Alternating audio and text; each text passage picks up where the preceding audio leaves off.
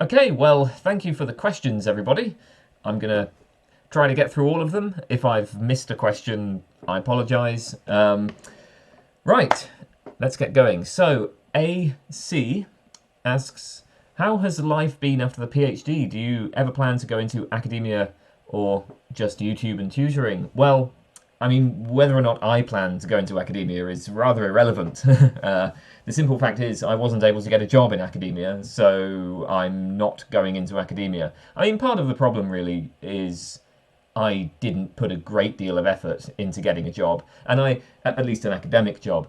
The job market in academia is so competitive now that you really have to be tenacious if you want to be successful. And I am fundamentally lazy and not particularly ambitious, and so although I think I probably had the talent to succeed, I did not have the tenacity. And I mean, you don't just need talent and tenacity, you also do need a bit of luck. So for now, I'm just doing this. Okay, what philosophers do you wish either you or other people would read more? The truth is that I am not able to read even 5% of the things that I want to read. Even within the fields that interest me philosophically, I just never have time to actually sit down and read stuff. I mean, right now I would say, I really wish that I could read a bit more about the about Wilfrid Sellars and some of the people who are influenced by Sellars. Richard Rorty is another one, but Robert Brandom, I would like to read more of that. I don't really know much about that whole area, right? So that's one example of something which I'm actually pretty ignorant of that I would like to know more about. But there's just so much other stuff out there that I can never find the time. I mean, man, this is the case with, you look at like philosophy of mind, metaphysics, epistemology. There's just so much. I have no idea how people. I mean, probably they don't, right? Everybody has their own specialties, but yeah, there's so much that I wish I could read. Okay, so Afdul mit dem Klappstuhl. I don't know if I'm pronouncing that right, sorry. Okay, how important is knowledge of the history of philosophy for solving philosophical problems? Should good philosophy involve discussion and critique of the history of a problem, or should it be done in an ahistorical way? So, I'm generally not inclined to think that we ever really solve philosophical problems. I mean, I suppose it depends on what you count as solving a philosophical problem. I suppose in purely practical terms, one can say that to solve a problem is just to present a solution that successfully gets a consensus, right? If you can convince everybody to accept your solution, well, then you can say, I've solved this problem. And of course, we never do that in philosophy. We never achieve consensus. And really, I think it's with many philosophical topics, not all of them, but with many of them, it does seem to be the case that we just go round and round presenting new versions of old ideas, new versions of old arguments, and we never really, reach like, okay, this is a secure belief that is, this is a secure belief that is resistant to doubt, right? No, there's always so much doubt. Okay. Now, with that said then, I don't think it's going to make much difference whether we're doing history or approaching it in a more ahistorical way. You can approach philosophy via the history of philosophy, or you can approach it differently, whatever. Either way, I don't think you're going to be solving much in the sense that we usually think of a academic field offering a solution. But maybe that's not really the point, right? I mean, it's not at all obvious that what's valuable about philosophy is offering true theories that gain a consensus. So, I mean, I don't think that's what's valuable about philosophy. So, with that said, I mean, the question is just, well, like, for whatever it is that we're doing in philosophy, how important is it that we do the history of philosophy? I don't think it's actually that important. This might be a bit controversial. I think that the way philosophy is taught is often historically. And there is a good reason for that, because I think that philosophy is one long conversation, and you can only really understand what's going on in the more recent parts of the conversation if you understand the earlier parts. But I mean, does it have to be that way? Well, maybe not. You know, there are ways of presenting philosophical problems more ahistorically, where you just say, like, I could present the problem of skepticism by, like, tracing skeptical arguments from the ancient Greeks and then, you know, on through the centuries. I could, you know, look at sort of how Descartes used skepticism in his epistemology and then the responses to Descartes, and then I could look at, yeah, I could trace it historically like that. Or I could just say, well, here's a skeptical argument, here are some responses. Actually, I think the way that I tend to do my videos is in the latter kind of way, right? I will present an idea, present some responses, and I'm not usually that bothered about what happened historically. The point is, in my view, both of these are perfectly legitimate ways of approaching philosophy. It seems to me that it's fine to have both. Why not both? Yeah. So you also ask, if you could choose two philosophers and beam them in one room to argue about their views, who would you choose? E.g. Leibniz, Wittgenstein, Aquinas and Russell, etc. This is a really hard question. It's hard partly because my interests are quite contemporary, so the philosophers that I find most compelling, they, in many cases, did argue together. like they did exchange comments together because they were alive at the same time. I mean, yeah, I mean, I'm not sure really. Yeah, it's a really hard one. I could give you an answer, but it would be fake. It would be a fake answer. I'd be making it up. I actually don't have an opinion. Yeah. So that's the honest answer. You're getting the honest answer. Sometimes I just do make stuff up, but I can't even like think of reasons to defend any particular, or not exactly defend, but to like explain any fake answer. Like even I just don't know how to approach this question. I have no idea. What is the best Frank Zappa album? Well, my favourite Frank Zappa album is Civilization Phase 3. I really love Frank Zappa's synclavier work that he did later in life.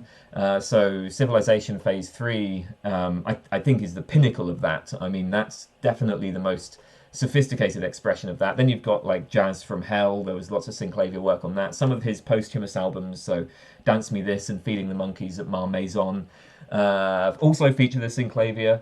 So they're kind of approaching Civilization Phase 3, but I don't think any of them, I mean, with Civilization Phase 3, there's just, I think it, like, right from the start, like, nails a particular kind of atmosphere. Like, it feels dark and dystopian. I mean, it's still got that kind of, Zappa was always, his music was always very humorous, and you can hear that in Civilization Phase 3 as well, but it definitely feels like this is something being made by somebody who is at the end of his life and who is, you know, feeling pretty cynical about the way the world is going.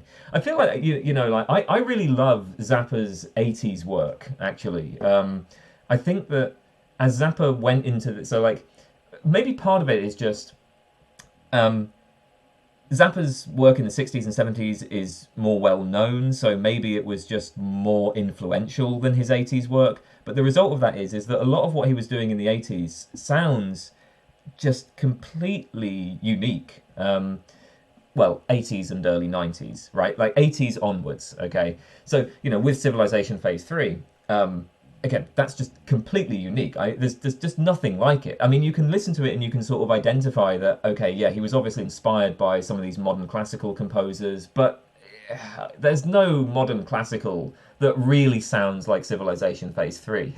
I mean, part of that is just because of the particular timbre, the textures that are created by the synclavier itself. But I mean, part of it is Zappa's own, you know, like idiosyncratic style, like mixing that with the modern classical approach. It just creates something that is unlike anything else I've ever heard. And a lot of his work in the 80s is like that. And maybe part of the reason why it's unlike anything else I've ever heard is that it was just less influential on later artists. But in any case, you know, that's what I like when I listen to music. I like hearing something I've never heard before, and with Zappa, his work really does sound totally singular. So, Civilization Phase 3, The Man from Utopia, I think is fantastic. I really love the songs on The Man from Utopia that are sort of spoken word, like The Dangerous Kitchen. That one, I mean, the hilarious lyrics, but then he does this thing where he like speaks in this kind of very, I mean, it's not exactly theatrical, but it's like this exaggerated way, and then you've got the guitar which matches the way that he's speaking. So the Dangerous Kitchen, the Jazz Discharge Party Hats do that, and it's fantastic. Okay, so beyond that, I love Joe's Garage. Obviously, I love Uncle Meat. Weasels ripped my flesh. Not weasels whipped my flesh. Weasels ripped my flesh. Lumpy Gravy.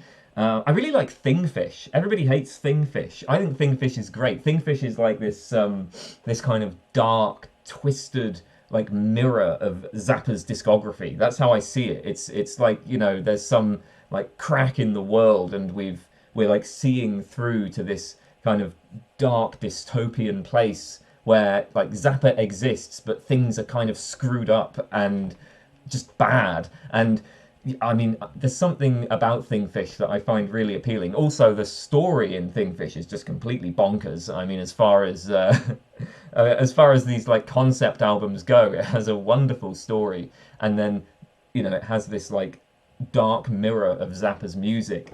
So those are some of my favourite Zappa albums, and that's the answer to that question. But the best is Civilization Phase 3.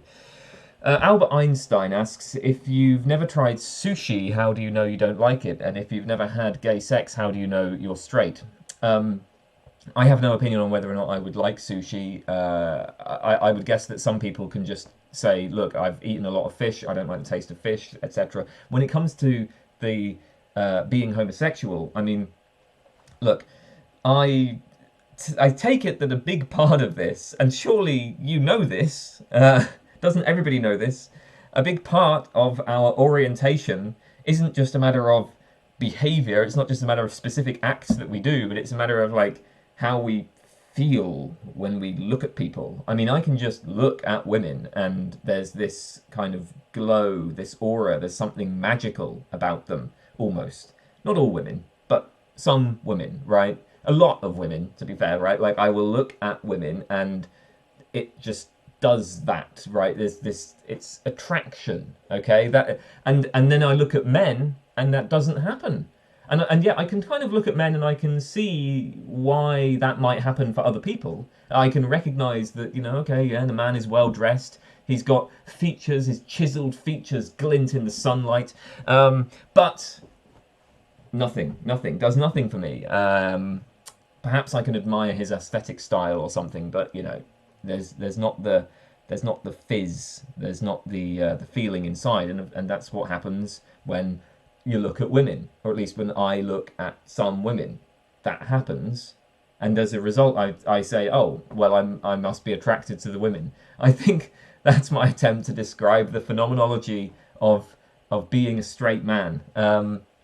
So, I mean, obviously, it's possible that, you know, I could have gay sex and then be like, wow, this is so much better than I thought. Very hard to see how that could be plausible, though. I mean, you know, I have tried, right? Like, I mean, not the sex, but like, I've tried watching pornography where it's gay porn, and I'm like, okay, maybe this will do something for me, and it doesn't. Never did. So I'm pretty sure I'm straight. Alexander, are you a vegan, and if not, why not? Well, I mean, the main reason is lack of personal motivation. I think philosophically, the case for ending animal agriculture is, you know, is about as strong as any, you know, argument ever gets in ethics. I would say that I think the best arguments for veganism don't actually support veganism. So this is maybe this is a more sort of philosophical problem, right? I think that what those arguments actually support, I mean, okay, so when I say the best arguments, what are these arguments? Well, the arguments from considerations to do with animal welfare, and then the arguments from the environmental impact of the meat industry. I mean, obviously there's a great deal of things that human beings do that are environmentally destructive. And, you know, there's, like, when it comes to the question of, okay, how should we organise society so as to be sustainable? Well, we're going to have to make some changes. it's a question of what changes do we want to make, right? Like, we're going to have to make some changes to become more environmentally sustainable. What changes should we make? And it seems to be the case that ending the meat industry would be one of the easier changes, and it would also have one of the sort of bigger effects, bigger positive effects. That seems to be the case. It could be, yeah. I mean, I don't know. I could be wrong, but my understanding is that yeah, it's pretty bad in terms of its contribution to environmental problems, and it's also the case that we don't really need it. I mean, the only why do we eat meat? Well, because it tastes nice. Like, that's about it. But there's loads of things that taste nice. We could pretty much do away with it. It wouldn't be a big deal. Anyway, all of that said, the point is, so we have arguments from animal welfare, arguments from the environmental impact of the meat industry. But I think that none of these really support veganism if we understand veganism as being, well, essentially a lifestyle or diet where we avoid the consumption of animal products. The reason is because you can acquire animal products without contributing to the animal agriculture industry. And actually, it seems like that might be good from the point of view of vegan principles. So let's say, for instance, that somebody was to engage in shoplifting. Well, by shoplifting meat, you're actually harming the meat industry. You're increasing the costs of meat production. You're increasing so you'd be getting it for free, but it wouldn't be going to waste in that sense. But from the point of view of the meat industry, there would be a greater amount of waste. There'd be a greater cost if people were to start shoplifting it. So I mean, right there, it's like, okay, well, what's the vegan argument against that? Isn't that a good thing? Like, wouldn't you be in favor of people doing things that harm the meat industry? I would have thought that if you're a vegan, you should actually encourage people to shoplift meat. But at the very least, there's not, I think, going to be much of an argument against freeganism, freegan, F-R-E-E, freeganism. So if you can, find a dumpster somewhere outside a store and you go and get food from there, maybe that's going to include animal products, fine, right? I mean, what's the problem with that? From an environmentalist point of view, that's great. You're helping to reduce waste. So that's why I say I don't think that the best arguments for veganism, I think, are only going to conclude that you ought to stop supporting the meat industry. You ought to stop purchasing meat and animal products. But I don't see how you're going to make that leap to then saying, well, you've got to cut them out of your life entirely. I mean, obviously there are other arguments, you might appeal to health or whatever, but if you're just going with these ethical arguments.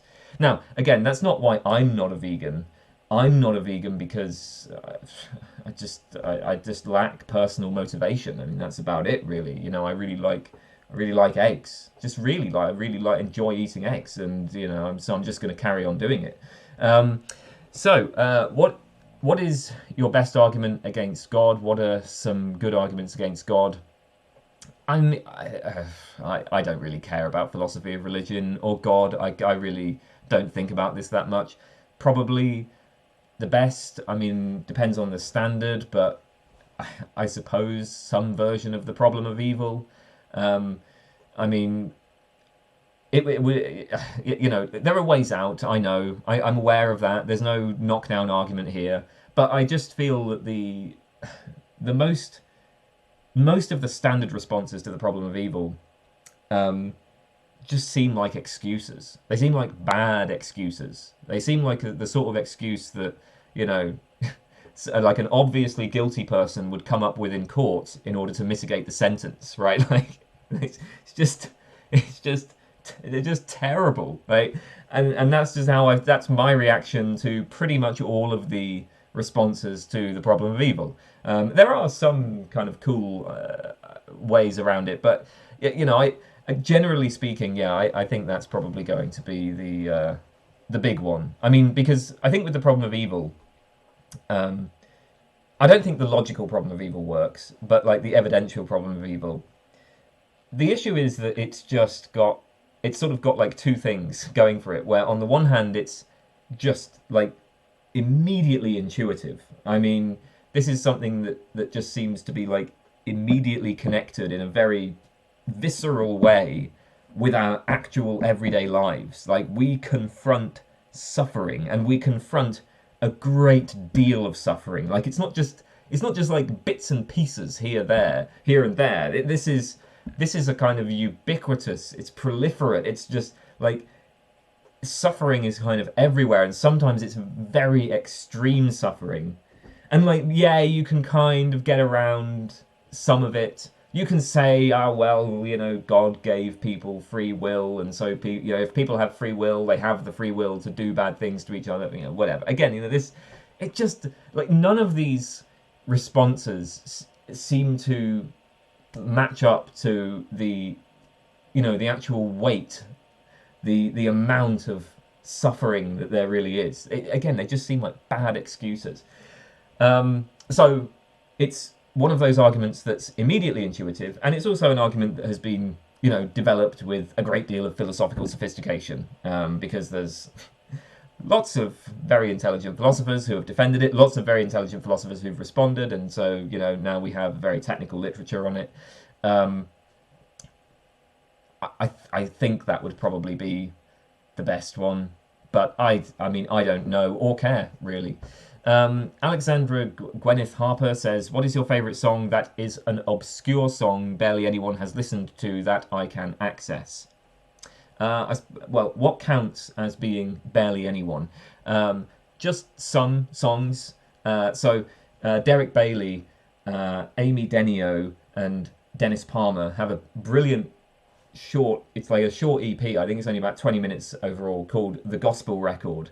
And it's just unlike anything else out there. It's a set of what seem to be traditional gospel songs sung by Amy Denio, and then you've got Dennis Palmer doing this like weird electronic manipulation, and there's just like this experimental electronic music going on, and then you've got Derek Bailey doing his very idiosyncratic free improv guitar, like all mashed together, and these are just like completely different things, but somehow it works really well. Like, you listen to this and you can kind of hear these very radically different musical traditions like being mashed together, but it's just perfect. It just comes to it just, it really sounds like, yeah, this works. This is a kind of unified musical aesthetic, and it is unlike anything else. And I don't think anyone's really heard that one, unless you're a huge Derek Bailey fan. I don't think you'll have heard that one.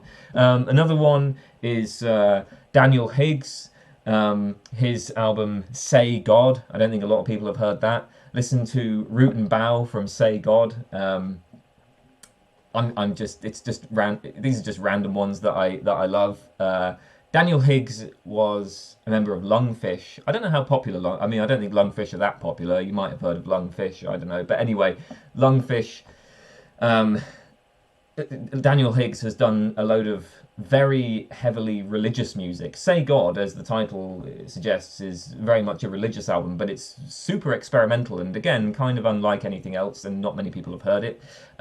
Arthur Doyle plays and sings songs from the songbook. That album is, so Arthur Doyle is free jazz. Plays and sings songs from the songbook is mostly, it's like solo saxophone and then him singing.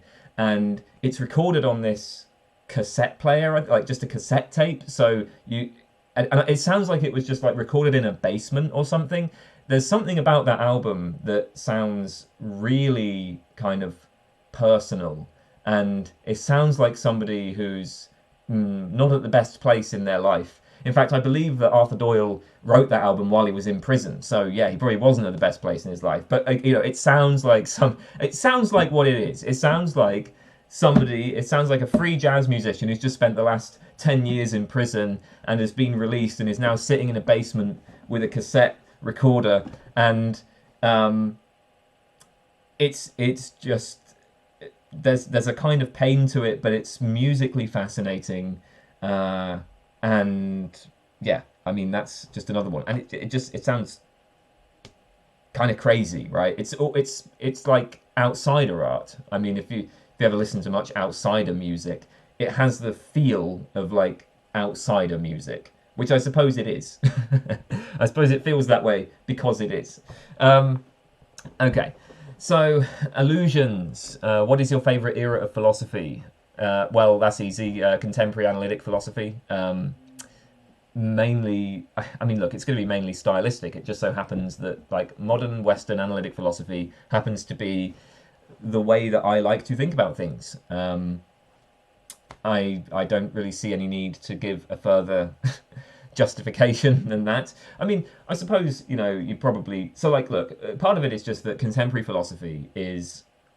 First of all, it's like applying the tools of more sort of formal logical analysis, and I think that is actually quite, you know, illuminating in terms of you know, getting clear about what our arguments are, getting clear about what's entailed by what.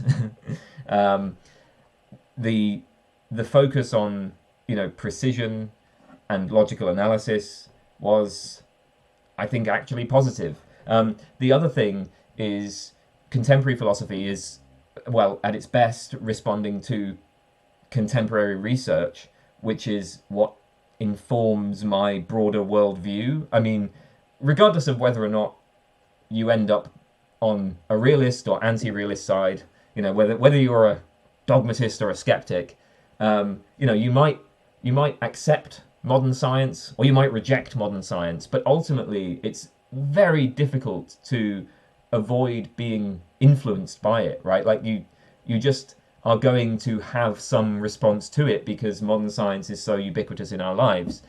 Of course, this is the case for contemporary philosophy as well. A great deal of what happens in philosophy is engaging in some way or responding in some way with contemporary science. And that just means a lot more to me than the kind of philosophy that was being done in, like, ancient Greece, for instance. The fact is that although there are philosophical problems that arise within many different worldviews, so I mean, when we talk about, like, the problem of universals or something, well, that is a problem which, you know, crops up, like, okay, it crops up in ancient Greece, it crops up in medieval philosophy, it crops up in modern philosophy.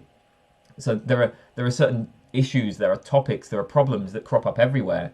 They are, you know, reflected by like from and through the background worldview, and our worldview today is basically a scientific worldview. Again, you can accept the worldview, you can reject it, but that's what it is.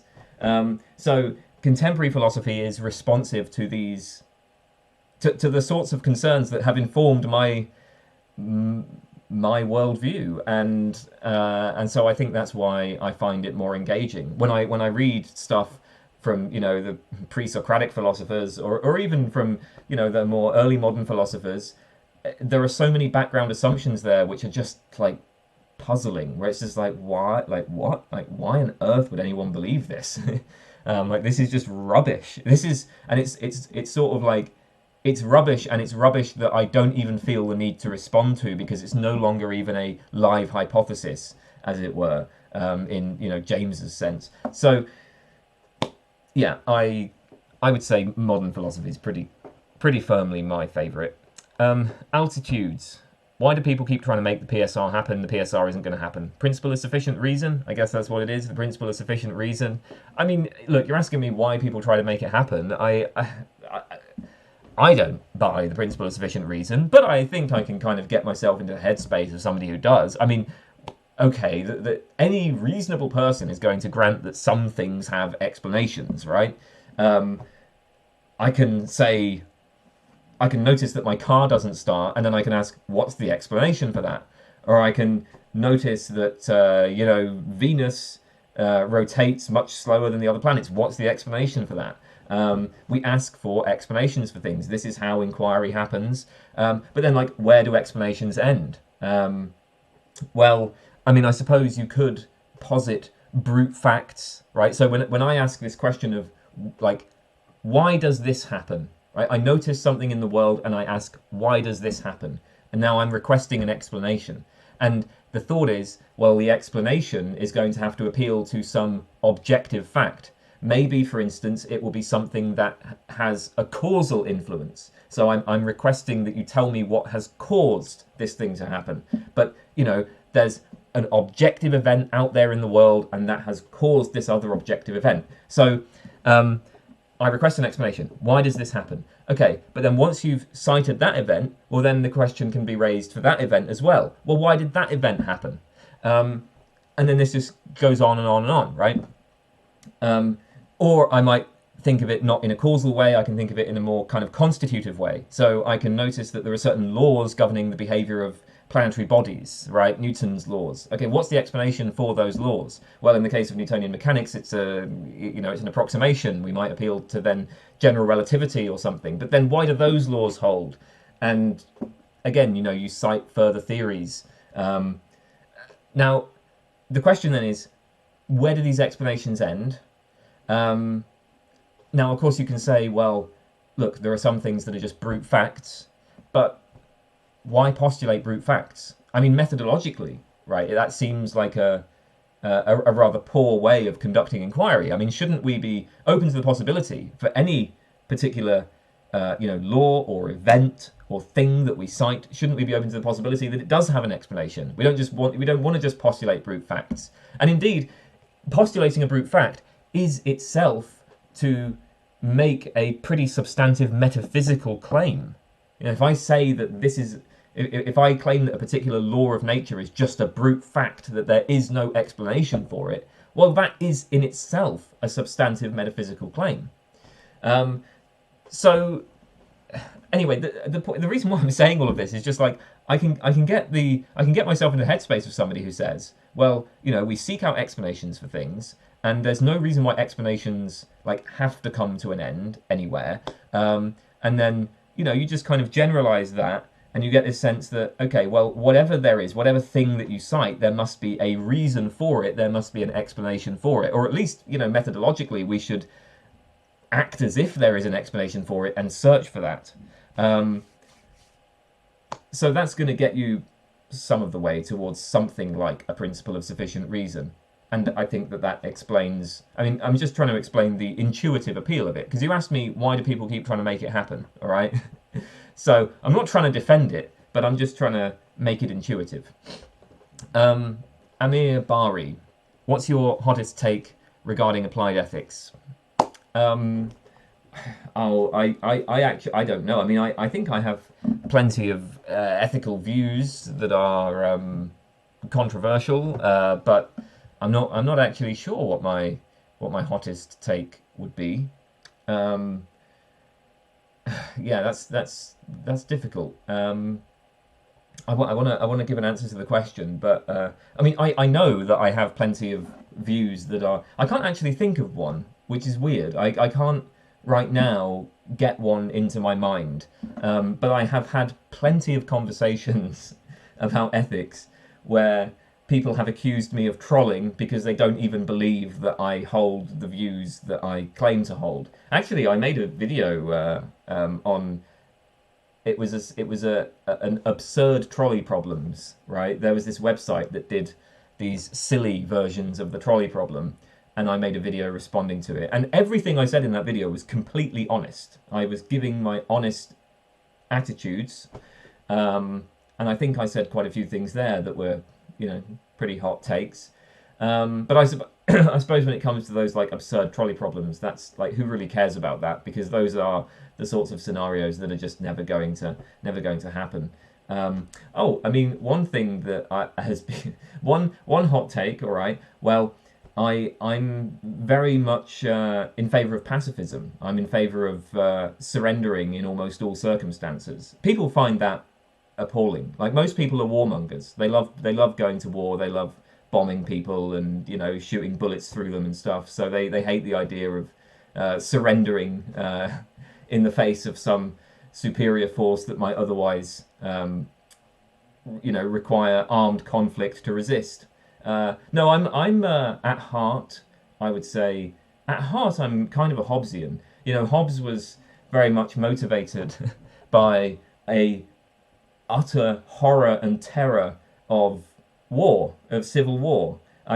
We may well disagree with his claims about what the best way of avoiding war is, but that's ultimately what was motivating him. You submit yourself to the like in it like we can all people are self-interested and they can reason that they should submit themselves to this absolute authority of the Leviathan in order for that Leviathan to lay down laws that will, take us out of the state of nature where there's otherwise constant warfare.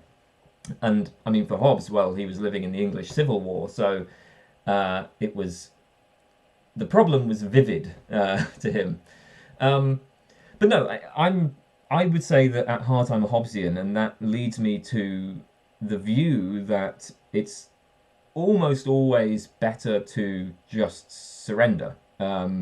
If if the United Kingdom was about to be invaded by a superior power, or not even superior, but just by like a powerful country, and they were threatening to install a authoritarian regime, I would prefer that to war. I would 100% take a like authoritarian, like economically ignorant what would be the word, like an authoritarian regime where the economy is just in chaos, where like our lives kind of suck. I would take that over people being shot and buildings being obliterated and so on. I think that war is extremely bad, and that surrender is almost always preferable. So that's a pretty hot take, at least in my experience. People don't like that. So there's one. I'm sure I have others, but I'll go with that one. It's probably not my hottest take, actually. That's not the hottest one, but I just can't. For some reason, I'm not thinking of one. So there we go. I'm extremely socially libertarian, and so a lot of the more hot takes that I have probably just derive from that, from my general attitude that basically people should be able to do what they want, as long as they're not hurting anyone else. Okay, what philosophical text was the most difficult for you to understand? Why? In terms of the ones that I've read, I mean, I've tried reading Derrida, couldn't make heads or tails of it. I had to read Heidegger for a course. Again, I couldn't really make sense of that one. So these are the standard answers, right? The standard answers. And yeah, those are the boring answers. And I mean, the reason why they were difficult to understand is just because they seem to be intentionally writing in completely obscure ways.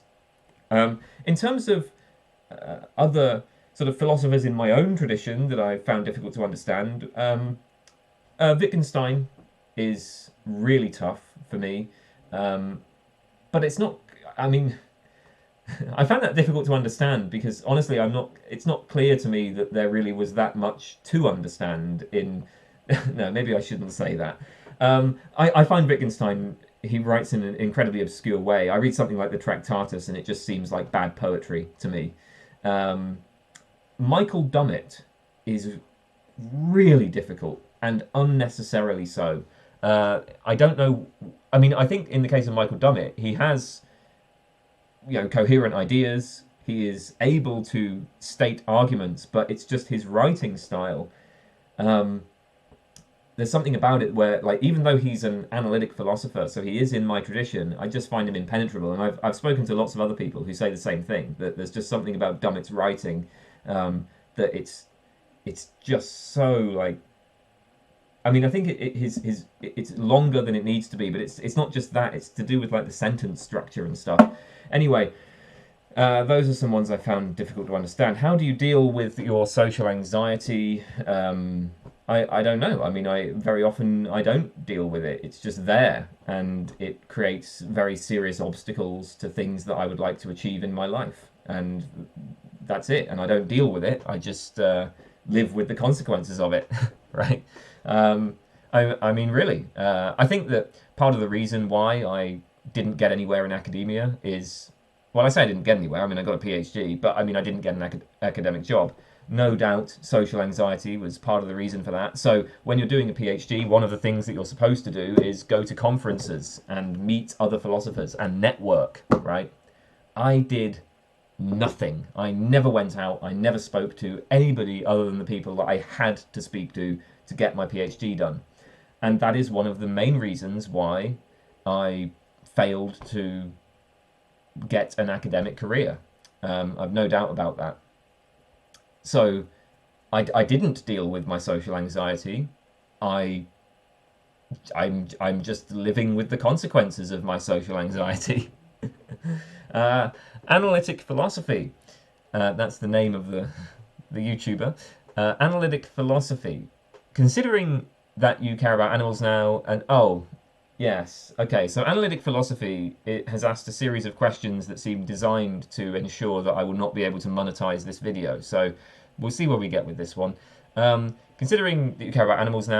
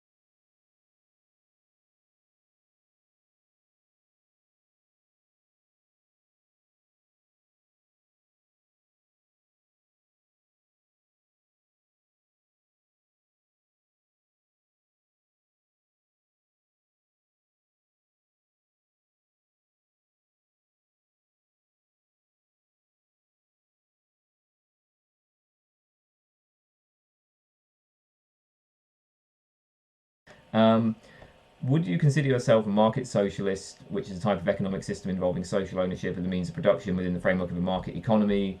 I would not. I don't really consider myself any kind of. I don't really like to label myself with any particular political view, even though I can say that my heart inclines towards some sort of anarchism, probably some sort of market anarchism. If you ask me where my heart is, it's probably in the direction of some sort of market anarchism. But I don't know anything about economics. I don't know anything about it. So I just don't, like, what's the point of me having an opinion here? You know, like I have no idea how this society would be organized. So I just have no idea how it would work. So, I mean, yeah, I have, first of all, I have no idea about economics. Secondly, I'm not going to do anything to achieve this. I'm not going out to protests. I'm not putting my politics into action. So I can say that my heart inclines towards market anarchism, but I have absolutely no idea how that would work, and I am doing absolutely nothing to try to achieve it. So, yeah, it's meaningless, isn't it? Anonymous Cat, do you believe in the notions of good taste and bad taste regarding aesthetic judgments? Regardless of whether such judgments are objective, is there a sense in which one can cultivate their taste in art, or a sense in which disputes about the value of some piece of art can be grounded in reason rather than mere opinion? I think that even as a hardcore subjectivist about any given field, you can still reason about it. This is the case for, morality. This is the case, I think, for aesthetics as well. So reasoning, as what is reasoning? Like, reasoning is ultimately going to be a matter of, making inferences from some propositions to others, in accordance with some set of standards where, we can, present, so you can present arguments, right, that are structured in accordance with the rules of classical logic, right? Or you can, do things like, affirm the consequent, right? So, okay, we can present arguments, we can assess them. There's absolutely nothing that stops a subjectivist from doing that. So, like, grounded in reason, I mean, I can watch a film and then I might dispute the value of the film and I can appeal to reasons. People do that all the time. So, yeah, I mean, there's no problem here. As for the notions of good taste and bad taste, well, yeah, that's fine. I would just see that as being the same as saying something like good film or bad film. In the same way that I can aesthetically assess movies, or I can aesthetically assess songs, well, I can aesthetically assess people's reactions to movies and songs. So, yeah, I mean, that's it. I find it very strange that there's this assumption that, like, objectivity is required in order to have a debate or in order to have an argument, or like in order to reason about things. That's just totally bizarre to me. I mean, in practice, people will kind of have arguments about all sorts of things. Look at the arguments that people sometimes have about whether or not pineapple on pizza is good. I mean, okay, at the end of the day, this is like the paradigmatic example of something that is really just like a matter of opinion. It's just a matter of like, okay, I put this thing into my mouth and it creates a nice taste in my mouth. You put it in your mouth, you don't like the taste, right? This is just purely a matter of opinion, but people will still argue about it. And they will kind of sometimes pretend to get really into the argument. Well, films and music and art is much more sophisticated, but like, look, when I look at a piece of art, I can ask myself, what is this piece of art doing? Why was it created? What were the intentions of the artist? What sort of, influence has it had on art since then? What point is this artwork making? And how is the artwork structured so as to make the point that it's making? These are all the questions that we can ask and that we can get into if we want to have a debate about the value of a piece of art. I mean, if somebody says about, John Cage's 433, they say, look, this is just total rubbish. What a charlatan. This is just 4 minutes, 33 seconds of silence. that's just nothing. Anybody could do that. So that's a sort of attitude that some people express. Well, I think that I can present a pretty good response to that. I can appeal to reasons. I mean, I can point out, first of all, I can say, well, actually, it's not 4 minutes, 33 seconds of silence. That's wrong. It's 4 minutes, 33 seconds of whatever sounds happen to be occurring when the performance is going on. And then I can say, well, let's sort of look at this in the context of John Cage's broader life and work. Like, what was the point that he was making? I can point out that, like, okay, when we think about music, that there's like different qualities to sounds. Okay, there's pitch, there's timbre, there's duration, right? One of the things that Cage has always been focused on is like duration as kind of fundamental to music, as like rhythm and duration as fundamental.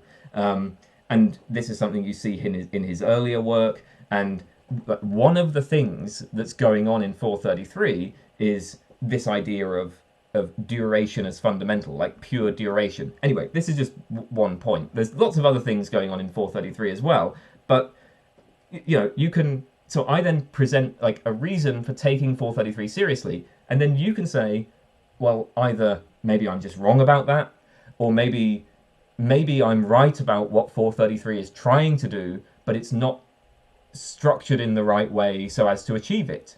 I think it's interesting actually that, so just with 433 as an example, the earlier versions of 433 were given specific durations, right? Like, so when Cage originally made 433, this point about duration as fundamental to music was perhaps in his mind, but later versions of 433 remove the duration from the score. And if you look at the later version of the score, it just says 1 tacit, 2 tacit, 3 tacit. Tacit meaning rest, don't perform anything. And so there's no claim about, there's no duration written in the score itself. So he was doing something a little bit different with that later version. Anyway, the point is this is all open to reason, and I don't see any problem with somebody who has a subjectivist view of aesthetics engaging in these sorts of discussions. Okay. An original concept. Under what conditions would you recommend pursuing a higher degree in philosophy? If you really enjoy philosophy and you have the financial means of pursuing a higher degree in philosophy, then I would recommend it. If you're going into it because you're expecting to get a career in philosophy, then I would be a lot more cautious. Basically, do it if you love it and if you have the financial means. That's what I would recommend. Now, I mean, if you are talking about like maybe you're going to take like a combined course, you might do like physics and philosophy. Okay, that's fine, like whatever. But if you're just devoting yourself just to philosophy, the truth is, well, to me anyway, I'm not sure it would be wise to do that under any other conditions than like you love philosophy and you're either independently wealthy or you've gotten funding for it, right? Okay, Anthony Spencer. Do you think Chalmers' 2D semantics is circular when he uses it in the defense of the conceivability of zombies? Well, I don't know. I wasn't aware that was an issue with that particular argument. So I have no idea. I obviously haven't engaged with like why would it be circular? I'm not saying it isn't. I just don't know why it would be. So I mean, with respect to like 2D semantics in general, I mean my take on this is okay. If we're using it as like a purely formal tool, as an idealization, it's not necessarily problematic. Like maybe we want to model the behavior of indexical expressions, that's totally fine, right? But like when people try to use 2D semantics to draw these more substantive metaphysical conclusions, that's where I'm not so sure at all.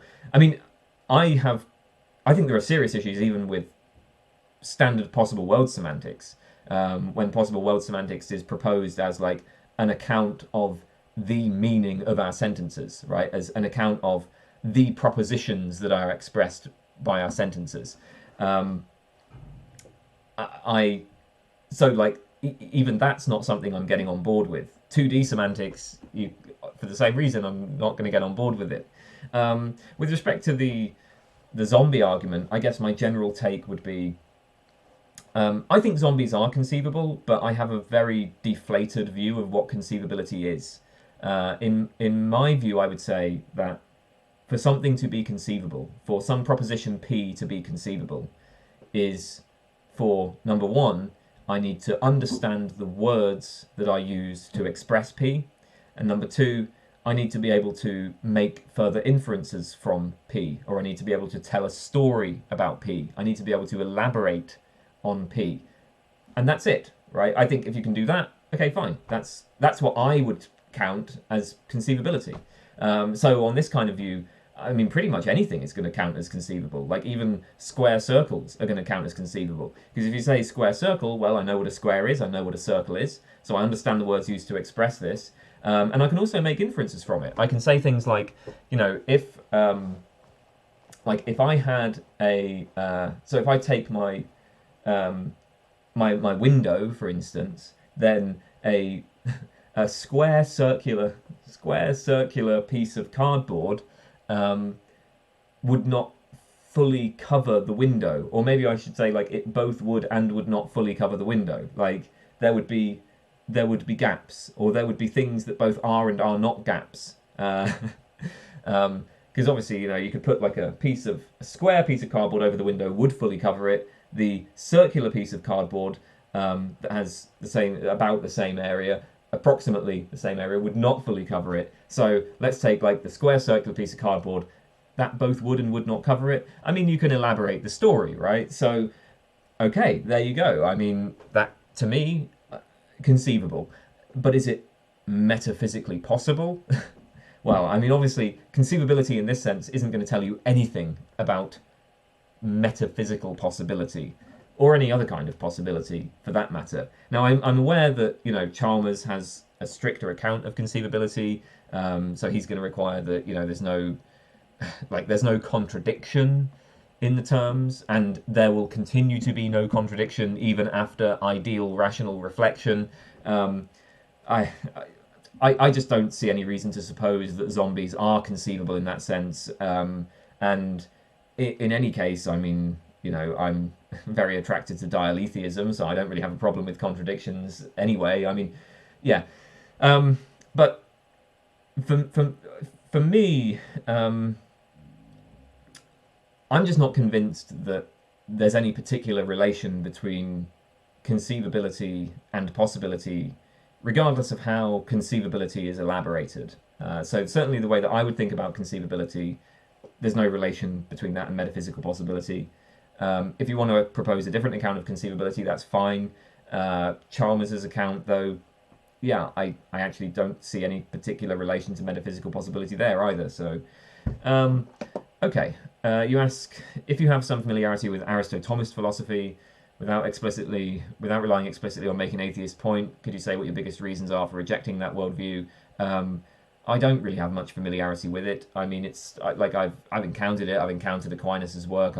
But the problem here is I'm inclined to be an empiricist, and so when I look at something like the sort of metaphysics that Aquinas developed, it's just like every single thing he says, it's just like nope, nope, nope, nope, nope.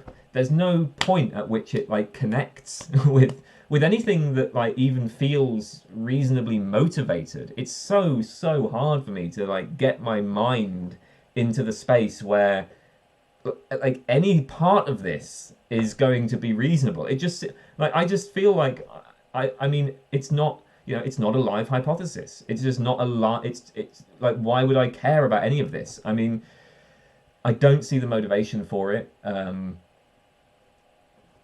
So yeah. It's not something that I know well enough to say anything interesting about. Like I would have to go back and read it to remind myself of what he says, because I've pretty much forgotten it now. But I know that that's what would happen, right? So, what would happen is I go and read it, and I would just be like, nope, nope, nope, nope, nope. So yeah. A.S.M. Do you endorse culling predators?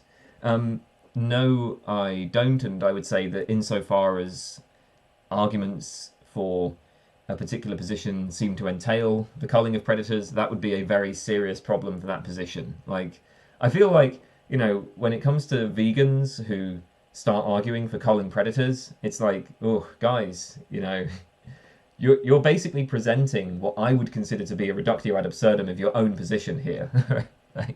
like you're giving me reason to reject all of your arguments, because obviously predators are super cool. So I mean they get to stick around, man. Like the Komodo dragons, like you're gonna cull Komodo dragons? Are you kidding me? Komodo dragons are really cool.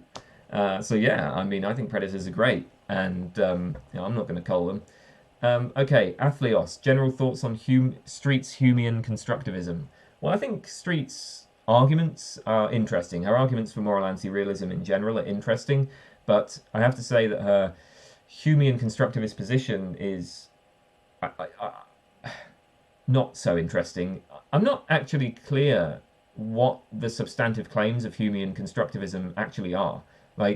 Okay, so when I look at something like Kantian constructivism, I feel like there's this kind of robust position that's it's saying a lot of things that I can engage with.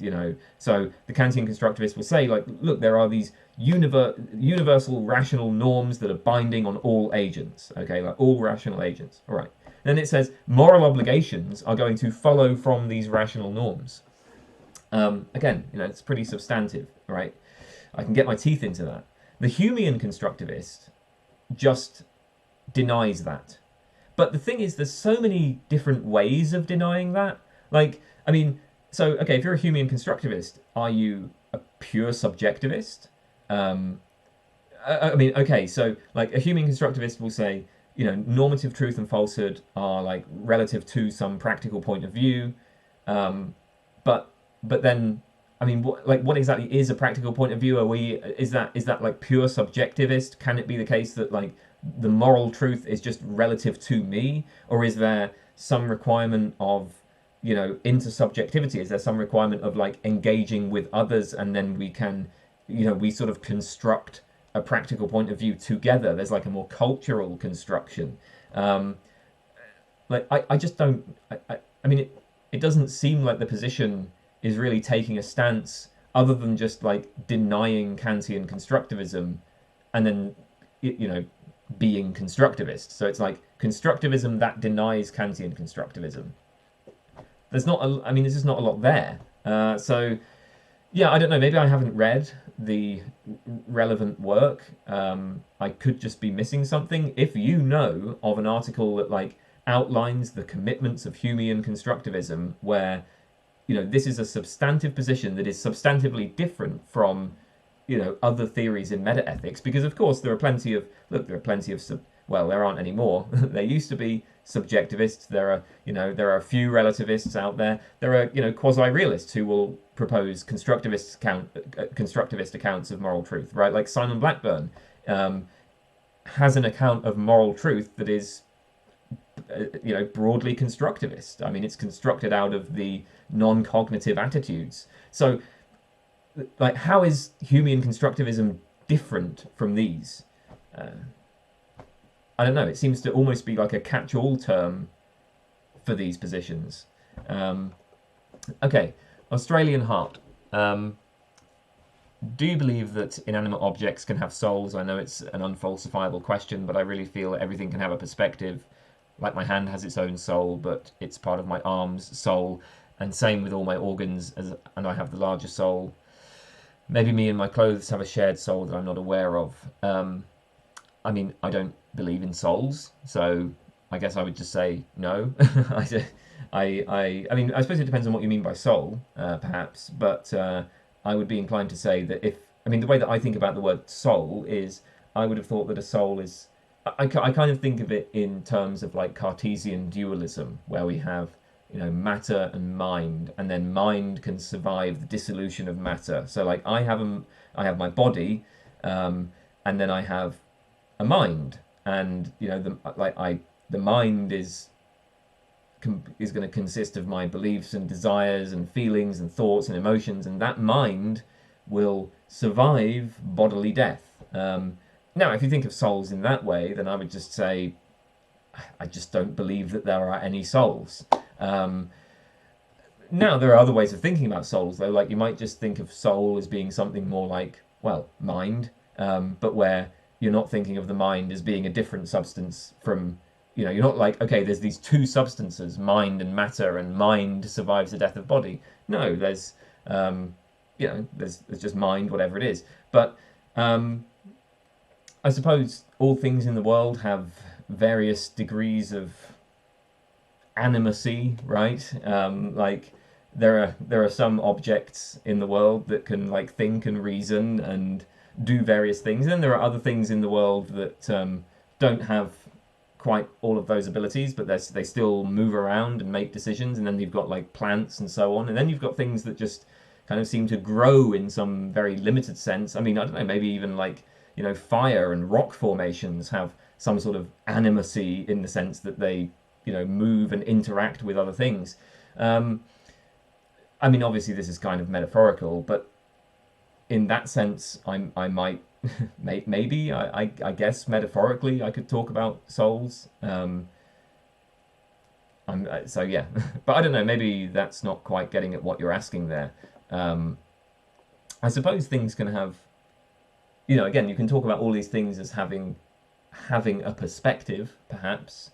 And then when we do say that, I suppose, like a cosmic ray coming towards the Earth at near the speed of light, you might say that from the frame of reference of that cosmic ray, the Earth is flat because of length contraction. So I suppose, again, metaphorically, we like talk about these seemingly inanimate objects as if they have perspectives. I don't know. Is that a soul? Okay, Avery Kral. What inclines you to treat certain philosophical positions as patently absurd and worthy of ridicule when you yourself routinely change your views on philosophical issues? In other words, what makes you so paradoxically certain of your skepticism? Right, several things here. First of all, I'm not really a skeptic. I mean, my official position is relativism constructivism. I mean, am I certain of skepticism? I mean, that's not even my official position. If you look at my business card, it doesn't say skeptic. My business card says relativist, okay? So, I mean, like, yeah, I mean, I can do the skeptic thing. I can totally do the whole suspension of judgment thing. That's great, but that's not my official position. So, I mean, it's strange that you would consider me certain of this. Like, you're saying I'm certain of a position that I don't even claim to hold. So I I don't know. Am I certain? Am I certain of being a skeptic?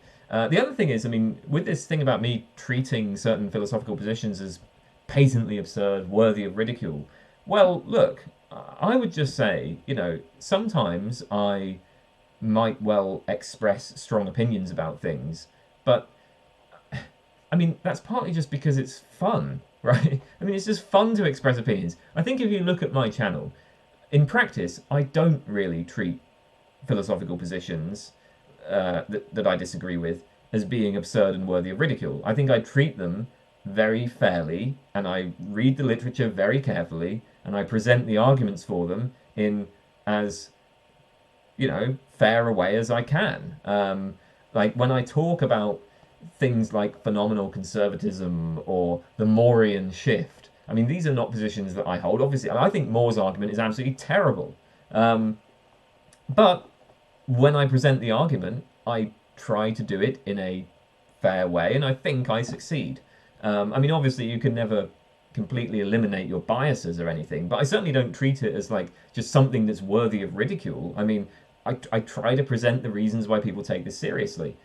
And that's something that I always try to do. So I just reject the claim here. I don't think that I do treat philosophical positions that way. I think that, yes, when I'm talking off the top of my head, like in this context, for instance, like here, doing this, yeah, I'm going to be speaking... I'm not doing the education thing right now. I'm just expressing opinions, and it's more fun. It's more fun when you do it in a more animated kind of way. So yeah. Okay. I'm not certain of skepticism. I don't treat these positions as worthy of ridicule.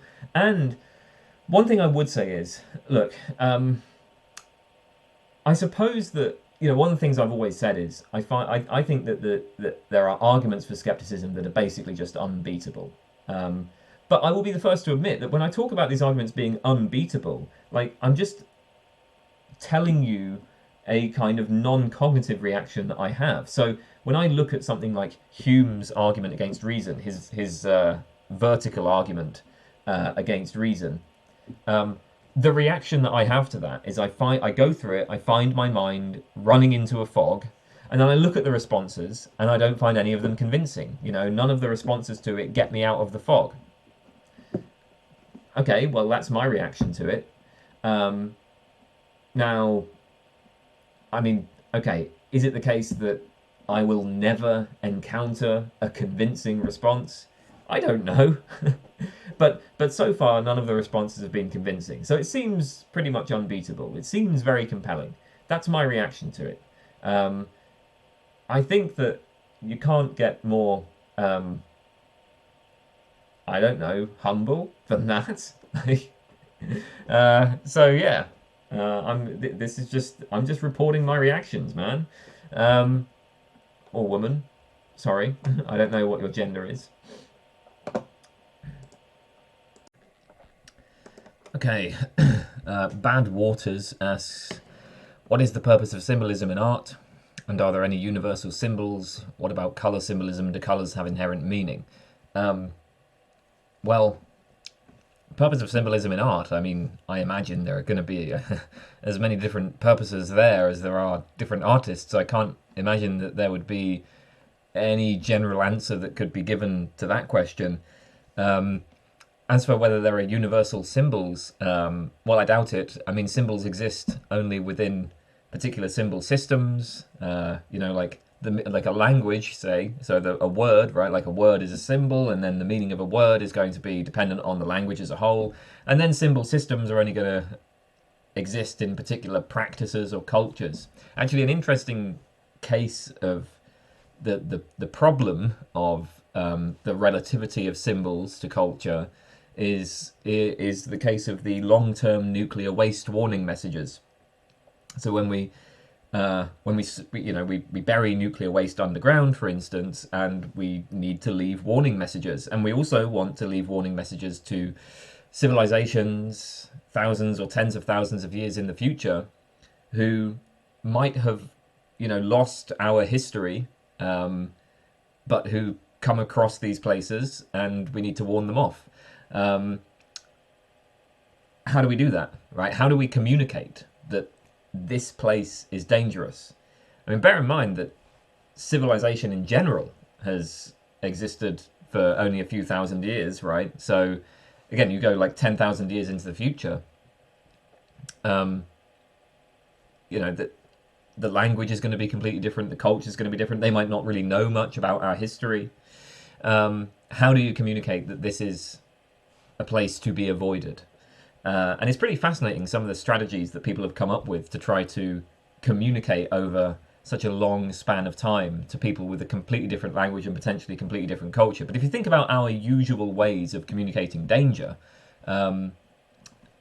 it like probably wouldn't work. So you might sort of say, well, have a skull, right? Skull represents death. But I don't know, does a skull represent death? I mean, it's entirely plausible. One can very easily imagine a kind of symbol system in which a skull actually represents life, because after all, every person, every human being has a skull inside them. That's part of your body. It's part of you as a biological organism, or maybe like a skull could just be taken to have some religious significance, perhaps, to these people in the future. There's no obvious connection between like skull and death. You could try to draw, a story, as it were. So you might sort of draw a person draw a person opening a door, draw the person on the ground dead. But, I mean, again, does that mean that this is dangerous? Or is this story just, representing some, again, maybe it's just like a religious thing. Maybe it's saying that it's not that this thing is dangerous, maybe it's that people go here to die. Maybe that's the idea. So, in the same way that people might go to a particular place of sacred religious significance to die. Okay, maybe this drawing represents that people go to this place when they are ill and they go there to die, rather than it being the case that the place causes the death. So, I mean, those are some simple examples, but it turns out to be very difficult to come up with sort of symbols that can, retain their meaning over long spans of time. And long-term nuclear waste warning messages are pretty fascinating examples of that. Okay, Banana Puppy asks for my thoughts on Carl Jung. Well, I'm a huge fan of John Cage. John Cage's most famous composition is 433, and if you listen to that, you'll get my thoughts on Carl Jung. So go check out John Cage's 433. It's all of my thoughts on Carl Jung right there. Beatles with a Z. How do you determine which things call out for explanation? For some examples, does fine-tuning, contingency, psychophysical harmony, causation require an explanation? I mean, my take on this is very deflationary, right? Like, calling out for explanation is just a matter of we find some things puzzling, and then we can give accounts of how those things arose. So we might give a causal story about how those things arose, or we might talk about what those things are constituted by, and then some of those stories we find satisfying, and we go, okay, that's the explanation. I would say that there are no objective explanations. There are certainly no, there's no such thing as something like objectively calling for an explanation. But yeah, there are no explanations. So confronted with some phenomenon that creates puzzlement, we can cite facts related to that phenomenon that might satisfy us, but they never, there's no like, it's not like it's necessarily going to satisfy us, because you can always ask further why questions. I mean, I think, like, if you say, okay, like, what's the cause of the Northern Lights, for instance? Well, I mean, you can give an account of that by appealing to scientific models that describe, like, charged particles interacting with the atmosphere, and the interaction with the molecules in the atmosphere excites those molecules, causes the release of photons, etc. Right? So we have a scientific model that explains that. So we have this puzzling phenomenon, and we can then kind of give this story where we're placing that phenomenon within the story, and maybe you find that satisfying, but maybe you have maybe there are further why questions about that. I mean, in the case of something like the Northern Lights, one obvious further why question would be to do with, the like color qualia, as it were.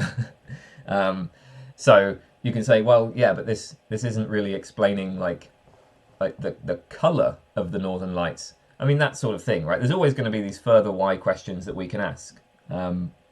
Or if you talk about the interaction of the charged particles with molecules in the atmosphere, obviously there you could ask some further why question about, well, why exactly do those particles interact in the way that they do? And in my view, you can always ask further why questions. I don't think that you ever give a complete explanation in the sense that why questions come to an end, because ultimately what's motivating a why question is just our feeling of puzzlement about something. And there's no, like, I don't see any kind of objective, it's not that, like, our feeling of puzzlement might be matching or fail to match some objective puzzlement. Of course, there's not objective puzzlement, right? The world just is the way it is. We are either puzzled by it or we aren't.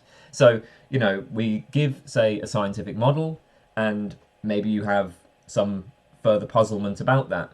I mean, I did this video, I called it the hard problem of everything, and I gave this example of, like, water and H2O, and how, even when you give a complete physical description of the molecular properties of water, right? I think it's totally coherent. Like it's totally sensible for somebody to still feel puzzlement about, say, the macro properties of water. So someone, I could give like a complete physical description of the molecular behavior of water, right? And then I can say, this explains the liquidity of water. But somebody might still say, well, like, why, right? Why does this kind of underlying lower level property constitute or cause that higher level property? I think that the way that most people, certainly most philosophers, would think about this is that there's something kind of incoherent about that question. That like once we've described the physical properties of water, well, that's it. There's just nothing further to say. And maybe there is nothing further to say. But the point is not whether there's anything further to say. The point is does that necessarily put an end to the why questions? Does it put an end to the feeling of puzzlement? I don't see why it has to. I think I can imagine a possible world where we have, and when I say possible world, I mean I can certainly I can tell you a story where we have the exact same underlying physical properties of water, but where it just isn't a liquid, where those underlying physical properties just manifest as solidity. I guess it's kind of similar to Hume's point that causal relations are contingent in the sense that any cause a priori could result in any effect. So when I see a billiard ball rolling to another billiard ball, in fact I expect that they will connect and the other billiard ball will roll away, but maybe not, right? Maybe the first billiard ball will roll, hit it, and then this billiard ball will explode, or this billiard ball will collapse, or this billiard ball will jump up in the air and start spinning around. I can tell stories where that happens, and in practice I can say, well, that doesn't happen because, I've actually gone out and investigated the world and I've seen that, no, what usually happens is billiard balls roll and then, they act in this kind of way. That's a matter of doing empirical research. But that won't necessarily resolve the puzzlement, right? You might feel puzzlement about well, okay, hang on, but... So if I see a billiard ball rolling, I could give an explanation where I say, well, what's caused the billiard ball to roll is that it was struck by another billiard ball. And maybe you'll find that satisfying. Maybe that will end your puzzlement, but it doesn't have to. You might say, no, it still calls out for explanation. Why did why is it that cause had that effect? Why? And that's a sensible question. So, what is it for something to call out for explanation? I think it's for us to feel puzzled by things, and we can feel puzzled by anything. By contrast, we might not be puzzled by anything. I can certainly imagine a person who is just confronted with, the phenomena of their experience, and they just feel no need to give an explanation for any of it. They just never have the sense of puzzlement. Nothing ever calls out for explanation. There's just this, and that's it. And there's no need, we never need to cite anything as an explanation of anything else. Okay, that's the case of calling out for explanation. I think that what's really going on in the case of things like, fine-tuning and contingency and psychophysical harmony is that, when we can talk about this in terms of them calling out for explanation, but I think what's really happening is that we take it that these things are evidence for certain theories. So when you look at fine-tuning, well, what matters philosophically isn't whether or not fine-tuning calls out for explanation. What matters philosophically is that fine-tuning is evidence for the theory that the universe was created, or that the universe is part of a multiverse, as opposed to the universe just popping up out of nothing. I guess that's the important point, right? I guess that's the answer to that. Ben 14p, how many philosophers can you name off the top of your head? Well, I don't know. It would probably be hundreds, but I haven't tried. Interesting question. Maybe I will do something with this. So watch this space. Blayne Fishlock, can you talk about meta-logic? Not really. I'm not really that skilled with respect to logic. I mean, I know classical logic. I know some non-classical. I know propositional logic. I know, quantified logic, some of it. I know, modal logic. Again, just some bits. I think the most that I know really is so Graham Priest has a nice book called An Introduction to Non-Classical Logics, and that's sort of as far as my logical knowledge, in terms of my ability to actually, operate with these logical systems. That's as far as it goes. I'm not very skilled about logic, and so I probably could talk about it, but like I don't have. I can't really teach it, right? So that's the answer to that one. Borders asks, do any of the realisms strike you as more plausible than others? For example, I tend to think that mathematical realism is more plausible than moral realism. You also ask if the continuum hypothesis is true or false. I don't know, so I'm just going to move on from that question. But do any of the realisms strike me as more plausible than others?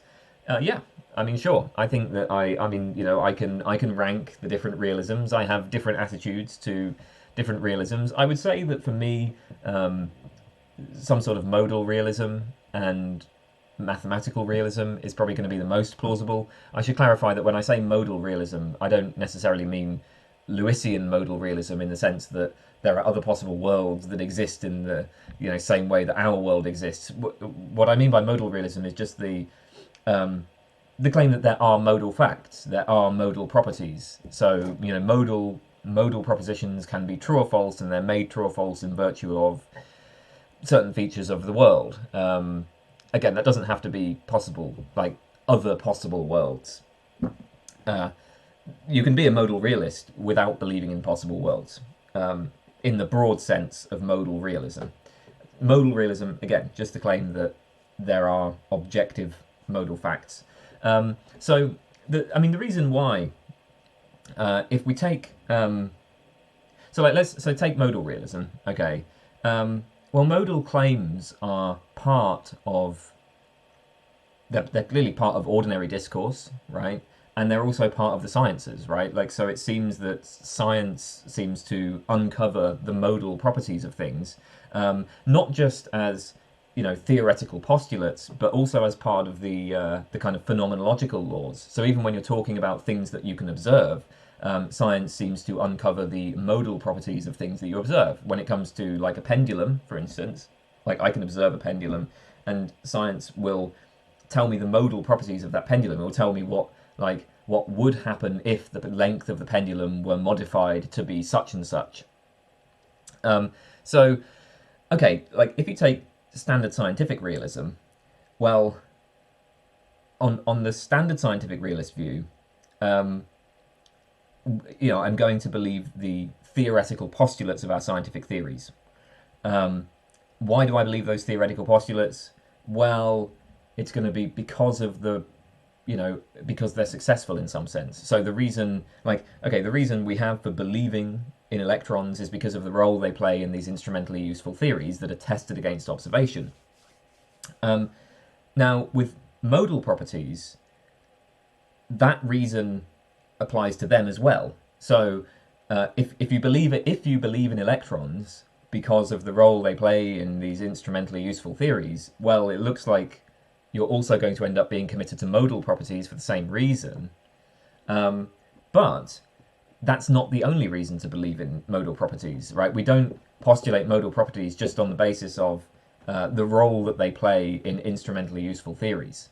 There are other reasons, and the same is true for mathematical properties as well, mathematical objects. So it looks like modal realism and mathematical realism might be on stronger ground than scientific realism, where scientific realism involves this idea of postulating particular physical entities or concrete entities. Because I think the arguments for scientific realism will take you to modal realism and mathematical realism, but then there are other arguments for modal realism and mathematical realism that aren't going to apply to to the sorts of physical entities that are postulated to the causal entities that are postulated by scientific theories. So, okay, we've got modal realism, mathematical realism, then we've got scientific realism. I think moral realism is probably on the bottom of the pile. I think aesthetic realism might well have more going for it than moral realism does. Mainly just because in the case of, I mean, part of it's like, what is required? Like, what commitments do we have to make in order to be a realist about a given domain? I think that to be an aesthetic realist, all you really need to do is commit yourself to there being like aesthetic values, to like certain artworks being good and bad aesthetically.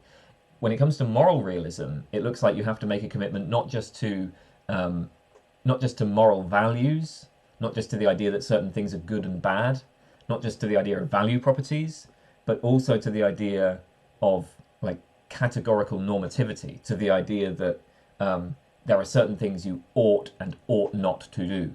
And so that's just it's a more substantive commitment. So you're committing yourself not just to value, because like, I mean, in the case of art, right? I mean, you can say that something is aesthetically bad, but there doesn't seem to be any ought claim associated with that. It's not that you ought not to create bad art or something, or like you ought not to make art in this kind of way. It would just be, all that we have are just the value claims, whereas in the case of morality, the ought claims, the claims about what you ought and ought not to do, these rules that are binding on all agents, that seems to play a much more central role in moral thinking than it does in aesthetic judgments. So, there's a more substantive commitment there, and so that maybe means that aesthetic realism is going to be more plausible than moral realism. Maybe I should do like a realism tier list, like ranking the realisms. That might be a good idea for a video. I might do that. I might just do that. Okay. Boris Tsonev, I cannot help but notice that you rarely speak of more mainstream philosophy like Hegel or Nietzsche or Schopenhauer. Is that because in the academic world they are rarely studied or spoken of? I don't know where the hell you live that Hegel is mainstream philosophy. That sounds totally wild to me. I mean, Nietzsche, okay, fair enough. As for Schopenhauer, I actually do have a video on Schopenhauer, Schopenhauer's pessimism, but it's true, I do rarely speak of these people, and the simple answer with respect to that is, well, number one, it's not the sort of philosophy I'm interested in. More importantly, it's not the sort of philosophy I actually really know anything about. Well, I mean, I shouldn't say that for all of it, right? Like, I do actually like Schopenhauer quite a lot, but so I am interested in that, and I do know a bit about it. But even with Schopenhauer, I'm not an expert. I know bits and pieces of his work, but I only make videos on things that I know, right? I'm very careful. I'm very careful not to overstep those, my boundaries. So yeah, I mean, that's basically why I didn't have any training in the work of these philosophers, and because I don't find it that interesting, really, I don't know anything about it. Okay, Bulanga asks, what are your thoughts on free speech? Yeah, I mean, I suppose I'm pro free speech, right? I'm generally in favour of, look, don't imprison people, don't fire people, etc. for things that they say. I'm very concerned about how... one of the things that really concerns me is about how there seems to be this push, even from people who, you would expect to be very sceptical of this, people on the left. I see this from people on the left, and you would expect them to be very cautious about this, but there seems to be this push from a lot of people towards the idea that like information should be controlled by media companies. So, okay, like we grant that, of course, you can't imprison people for COVID misinformation, to take an example. Okay, like so COVID misinformation, all right, yeah, we don't want the government imprisoning people for that. I mean, actually, it seems like there are plenty of people who do want the government imprisoning people for that, but there are some people who say, well, that's not like, okay, yes, government shouldn't imprison people, but still, there should be a like these media companies need to take responsibility for the misinformation that is being spread on their platforms. And I think there's this attitude among quite a lot of people that the question of free speech just doesn't even arise here because these are private companies. So, it's just a fairly simple slogan, right? Free speech is just a matter of whether or not it's illegal. Yeah, there's nothing illegal about COVID misinformation. We're not going to put people in prison, but that doesn't mean that you have a right to go on YouTube, for instance, and spread COVID misinformation. I suppose that's kind of first of all, that's kind of a US-centric framing of the issues, because here in the UK, we don't have any kind of constitution that that gives us a right to free speech in the way that you have the First Amendment, at least. I suppose it's also a rather contemporary framing of the issues, because I can certainly imagine somebody saying, 200 years ago, I can imagine somebody saying like, well, free speech is just a matter of no prior restraint. If there's some sort of legal punishment after you've said the bad thing, that's fair enough. That's not a free speech issue. Free speech is just a matter of no prior restraint. So to say that free speech is just a matter of whether or not something is illegal, I think is a very myopic and limited view of the debate. I don't think that's really what certainly philosophically, I don't think that's what the debate has ever really been about. When you read John Stuart Mill's On Liberty, like none of the arguments there are just focused on whether or not speech should be illegal. The question is this broader question of like, should this debate be tolerated and encouraged even?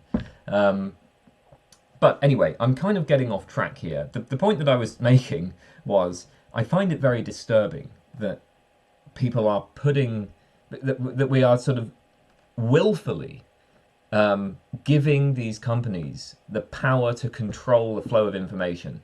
I mean, it's horrifying, actually, that people are just okay with this. There's so many people who really should know better are okay with this. So I suppose that's where I would see one of the big free speech issues today is revolving around that. Now, yeah, I mean, I think it's it is tricky, right? Because I don't think there's going to be any simple slogan here, because I certainly wouldn't want to say that, well, a commitment to free speech means just any platform has to allow anybody to say anything. That seems really ridiculous. You look at, for instance, universities. Well, in some sense, of course, we value academic freedom, but it's pretty clear that what you can say at a university is going to be extremely restricted, right? Like, I couldn't, as a professional physicist, for instance, or something like that, or if I'm working in geography, I'm not going to get an academic career if I'm defending flat Earth theory, because it's just rubbish, right? Like, flat Earth theory has just been thoroughly refuted, and so there's not really going to be a place for flat Earth theory in academic institutions, and actually that seems fine. That seems okay to me. Similarly, this is something that's come up in my personal life, because I do have kind of a platform, I have a community, and there are questions about, well, how do I manage my community?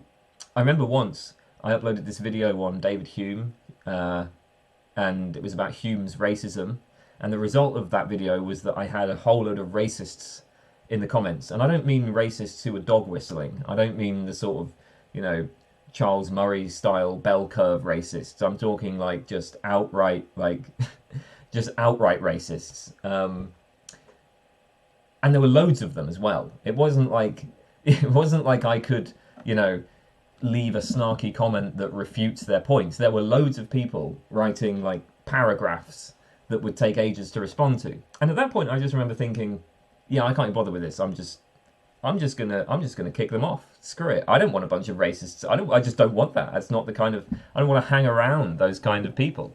So I think that the inclination I have is to say that I'm fine with people just kind of choosing to form their own communities where they might have very strict standards. That seems okay to me.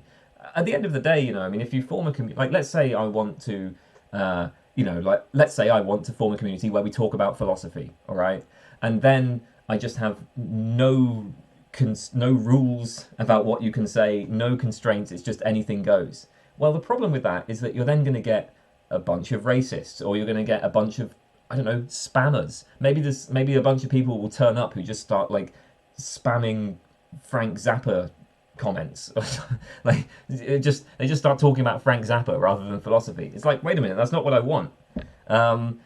So I mean, these more like insular, smaller communities, it seems fine for them to have strict rules or no rules. That's fine as well, you know. But it's just if every one of them had no rules, then I guess they would all be like 4chan, and that's fine. I mean, I'm totally cool with 4chan. But you know, sometimes you want something else. You know, you want a bit of variety in life. You don't want everything to be 4chan. So, yeah, when it comes to like, okay, I'm on YouTube. I have this platform. I've formed this little community. Does my commitment to some principle of free speech require me to allow everybody to say whatever they want? I don't think so, because I'm also committed to freedom of association. But what it does, I think, require is something more like, all right, when it comes to the, you know, like YouTube as a whole thing, right? This broader institution where, you know, it's almost become like, in many ways, it's kind of the virtual equivalent of like a public square. I feel like YouTube is like at that status now. It's like, you know, in the past you might go out and hear people talk at the public square, like, you know, now it's YouTube. It's very disturbing how, information is being, we're just sort of allowing these companies to rigidly control information. And that's something that I think should be resisted. So I don't know, I mean, maybe what I've said there is rambling and incoherent, but those were some of my thoughts about free speech. I would certainly say, yeah, I mean, I would consider myself pretty strongly in favour of free speech. So there you go. Okay. Brett asks how to pull bad bitches as a demisexual bisexual in the American South. I don't live in the American South. I don't have any idea how it works, and I can't give anybody dating advice. I have no idea how dating works. You know, I mean, insofar as I've been successful when it comes to dating, it has always been a total surprise, and it's never been a result of any plan that I've initiated, right? Like every time I've attempted to like go out and date, I've failed. I have had nice surprises in my life. That's it. Brian AFC asks, what was your favourite course when you were at university? I really, really liked my time at university. I think that pretty much all of the courses I did, there were one or two that were not so good. But yeah, pretty much all of them were fantastic, and all of the lecturers were fantastic. You know, the topics were really interesting. I think they were good teachers, and I thought the discussions, like the seminar groups, were really fulfilling. I mean, it's really hard to pick a favourite, actually. I mean, probably at the time I was most interested in philosophy of science, so it'd probably have been one of the philosophy of science courses. When I was a master's student, I did a course that was basically on philosophy of biology, and I think that, I mean, maybe that one. But yeah, I don't know. It was great. It was great. C. Thoughts on hinge epistemology in general, and as a response to radical skepticism. Yeah, okay, hinge epistemology. So the first thing is, I would doubt that there actually are hinges. I don't think that there are beliefs that are that are required for for us to engage in any particular epistemic practices. I mean, I think that you can kind of engage in most practices without holding any specific beliefs.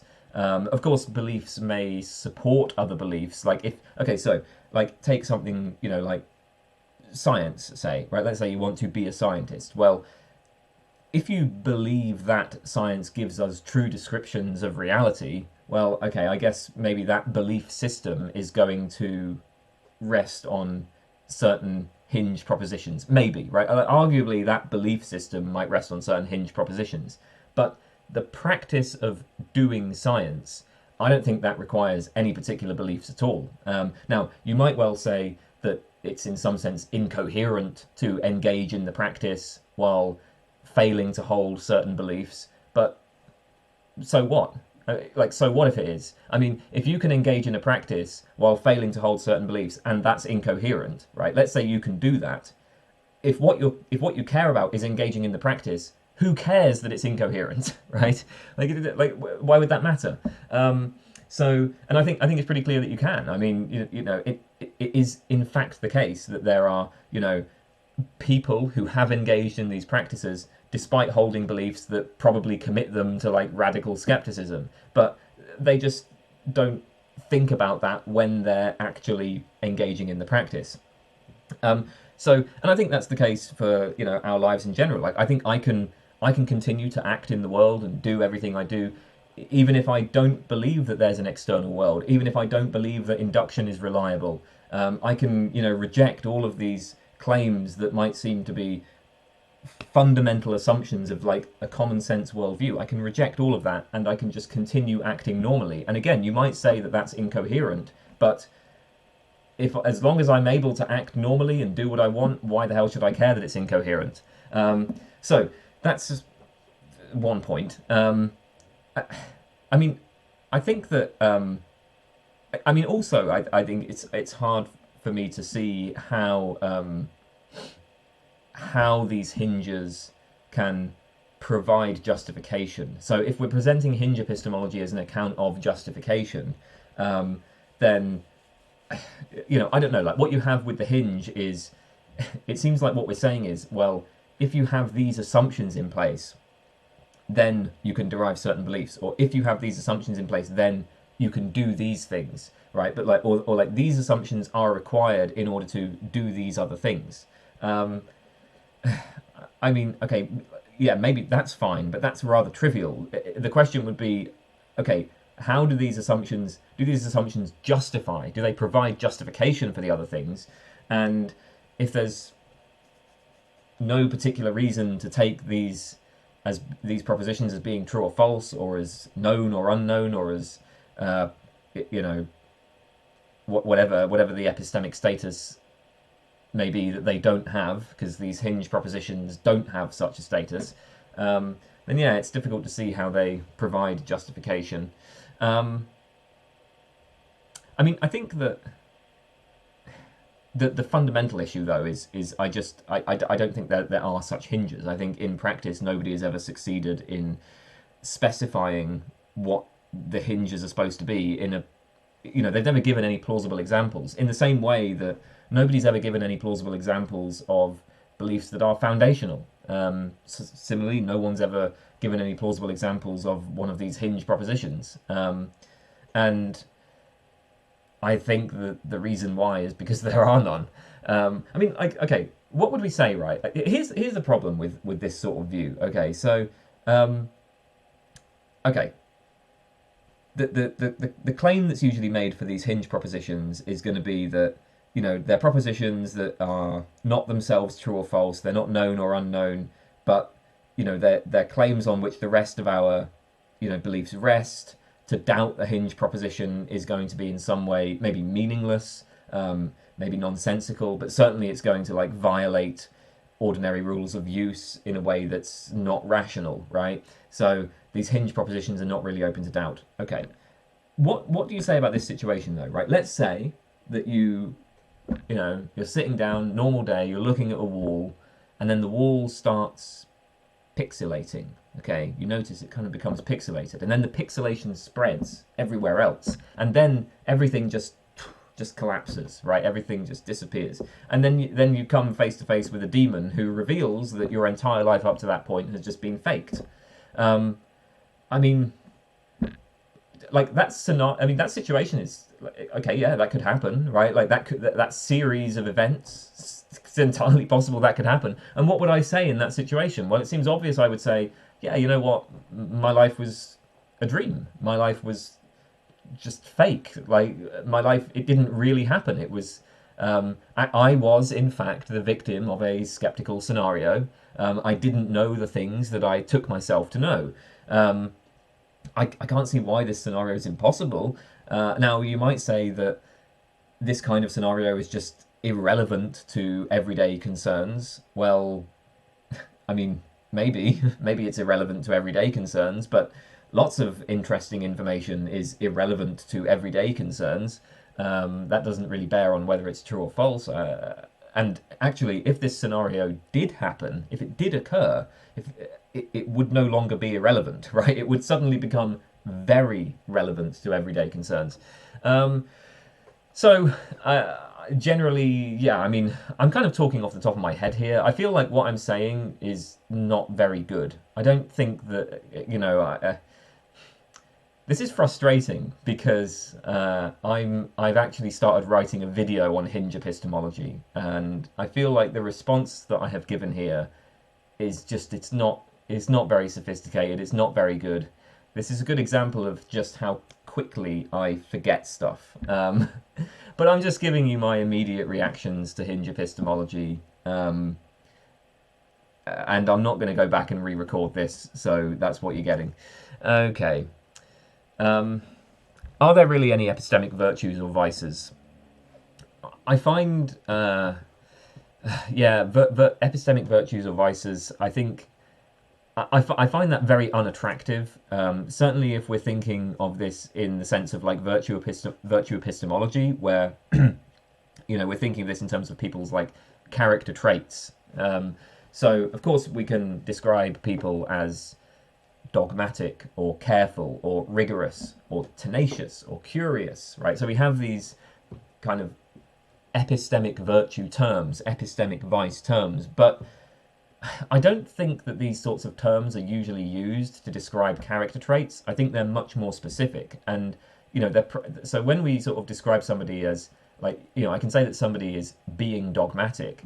I don't think that like the idea that there's like dogmatism as a character trait is I'm not so sure that that's certainly an uncommon way of talking. And so it seems to me that like, yeah, okay, I can say that someone's being dogmatic in like a specific context where they are reasoning in a specific kind of way. But here's the thing, I suspect that whether or not somebody is judged as being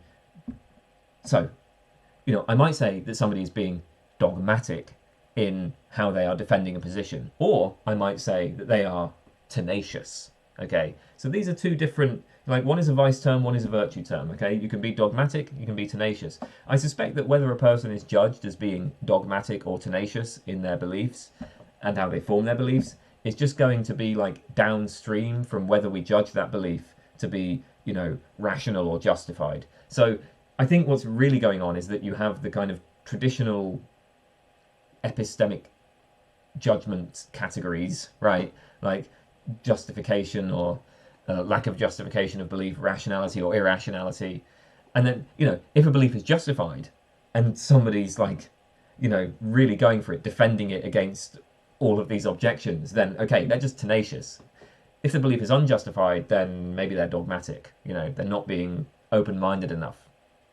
So I can say that I don't find virtue epistemology, in that sense at least, particularly attractive. But I don't find virtue ethics particularly attractive either. I also I tend to think that even in the case of virtue ethics, virtues and vices are not generally character traits. But at least with virtue ethics, I feel like there's a more plausible case for thinking of them as character traits. Okay. So your next question is about an answer that I gave in another AMA. You said your characterization of rationality seems to make it hard to distinguish it from justification, but in that case, won't philosophy without justification turn out to be irrational? The problem here is I can't recall what I said about rationality, and I may well have said things that are incompatible with things I said in the video on philosophy without justification. I don't have any kind of systematic, like, belief system here. Okay, I just say stuff that comes into my mind, and so the philosophy without justification thing, yep, I like it. I find it plausible, but I mean, is that consistent with all of my other views? Maybe not. However, the general idea is, look, there's nothing irrational about holding beliefs without justification. That's going to be the when it comes to philosophy without justification. I mean, I'm saying really there is no justification. But that's okay because there's nothing irrational about holding beliefs without justification. Now, what then is rationality? Well, in general, I would say it's a kind of capacity. It's a matter of inferring from one proposition to another. Or, I mean, maybe more broadly, it's going to be a matter of like working out how to achieve one's goals. Where again, I mean, if you're working things out, you're probably going to be making inferences from one belief to another. You know, you're stepping from one thing to another thing. Where you're sort of conceiving of like this proposition is a reason for adopting this proposition. Now, when we talk about justification, I think the idea would be that there are like good reasons and bad reasons, and that's what I want to resist. I certainly don't want to resist the idea that you know, people make inferences. Of course, you know, people make inferences, and that's, you know, that's the capacity of reason at work. And of course, in practice, you know, that's going to be held to certain, you know, standards that, you know, a particular individual might have, or that a particular institution might have. You know, there are particular ways of inferring from one belief to another that we count as acceptable in a given context. So, I mean, I don't know. I don't see any incompatibility with this, like, between my claim that there's no such thing as justification and this view of rationality. So I don't think it would make any of our beliefs... So, okay, you said your characterization of rationality made it hard for me to distinguish rationality from justification, but then won't philosophy without justification turn out to be irrational? If rationality was identified with justification, then yes. But I don't think I'm identifying rationality with justification, because basically, okay, simplifying, the idea is rationality is going to be a matter of, you know, making inferences, right? You infer from one proposition to another. Justification is going to involve the claim that there are, like, good inferences and bad inferences. Okay, like the good inferences provide justification. And that's where I say no, right? But there is a difference. Have you read Nathan Ballantyne's counterfactual philosopher's argument against philosophical beliefs? If so, do you agree with him? As I recall the paper, it's basically the unconceived objections argument, but in slightly different clothing, right? Like in this case, we're imagining that the unconceived objections might well be conceived by some philosopher who does not actually exist but could have existed. Okay, cool, yeah. And I mean, honestly, I do find that argument quite compelling. In general, I find that sort of skeptical argument quite compelling. So, yeah, it's an interesting point, but I don't think it's doing anything significantly different from the unconceived objections argument.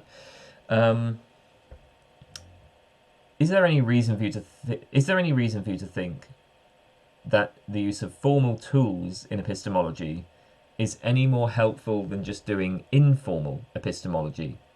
I'm pretty doubtful about the utility of formal tools in epistemology. So the reason for this is that I think that these kinds of formal methods... So, okay, let's take Bayesianism, all right? Just so that we got an example, right? Bayesianism, all right? Bayesianism. So this is an example of a, you know, it's a formal theory, right? I think that the utility of that is limited even in more kind of specialist contexts. So, like, Bayesianism is sometimes proposed as a general approach to epistemology, right? And now, like, is that plausible, right? Like, is Bayesian epistemology as a whole a plausible approach to epistemology? Well, like, one of the problems I have is that, you know, if I look even at more specialized contexts where you would think that these formal tools would be very illuminating, actually there are lots of situations where they just run into like obvious problems. So take the application of Bayesian reasoning in the sciences. Take something like, you know, cosmic microwave background radiation confirms the Big Bang hypothesis. Well, okay, so what we need to say is that the probability of the Big Bang hypothesis given the observation of cosmic microwave background radiation is greater than the prior probability of the Big Bang hypothesis. Now, so first of all, you need the prior probability of the Big Bang hypothesis, which is, I mean, again, that just seems undefined. There are serious problems like specifying what the hell the prior probability of the Big Bang hypothesis is supposed to be. You need, in order to work out the probability of the probability of the Big Bang hypothesis given cosmic microwave background radiation. So in order to work that out, you need to have in order to work out these things, you need to have things like the probability of cosmic microwave background radiation given the Big Bang and the probability of cosmic microwave background radiation given that the Big Bang did not happen. And again, in both cases, it's undefined. So if you ask, okay, probability of cosmic microwave background radiation given Big Bang, well, that depends on your auxiliary hypotheses. If you ask probability of cosmic microwave background radiation given that the Big Bang didn't happen, well, now you have just not Big Bang, which is just this like catch-all for, you know, a huge host of just radically different hypotheses. I mean, you know, you got the steady state hypothesis, you got Aristotelian cosmology, you know, I mean, it's just, it just seems, again, like undefined. And of course, I mean, if you're a Bayesian, you can always get around this problem of the probability being undefined by just pulling a probability out of thin air.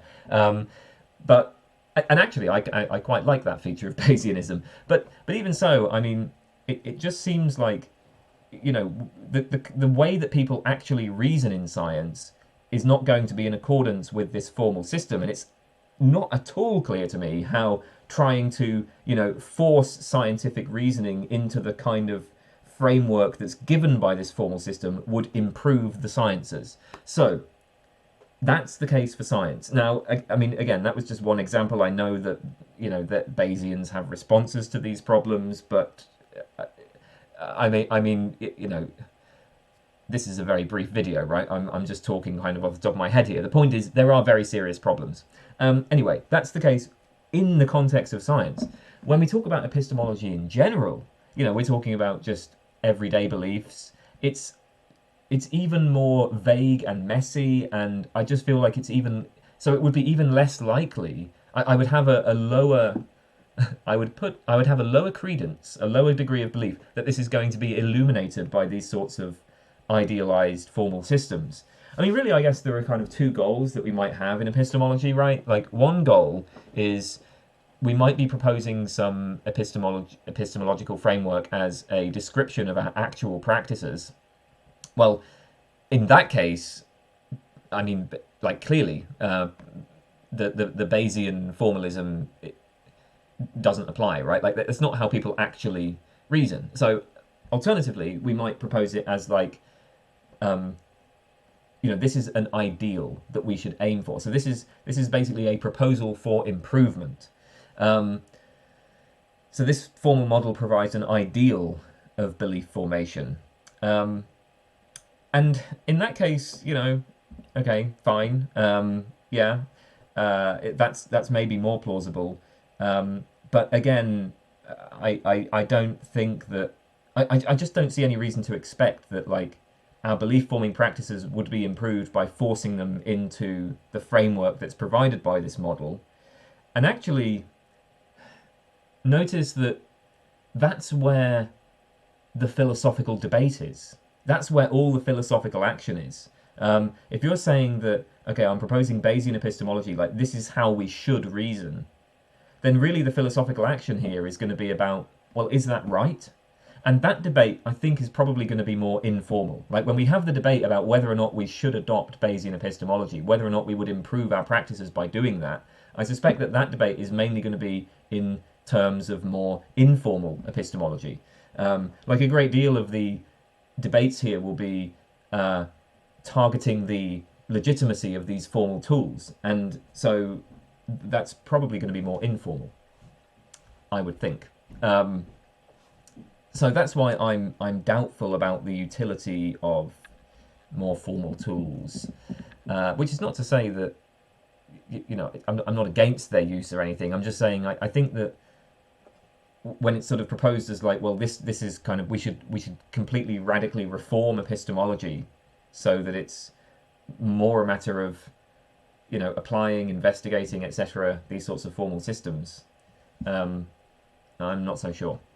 Well, Carlos Rodriguez asks, what do you recommend to do if someone has a learning disability, reading comprehension? The truth is, I don't know. I have no idea about strategies, to help with learning disabilities. So I just can't answer that.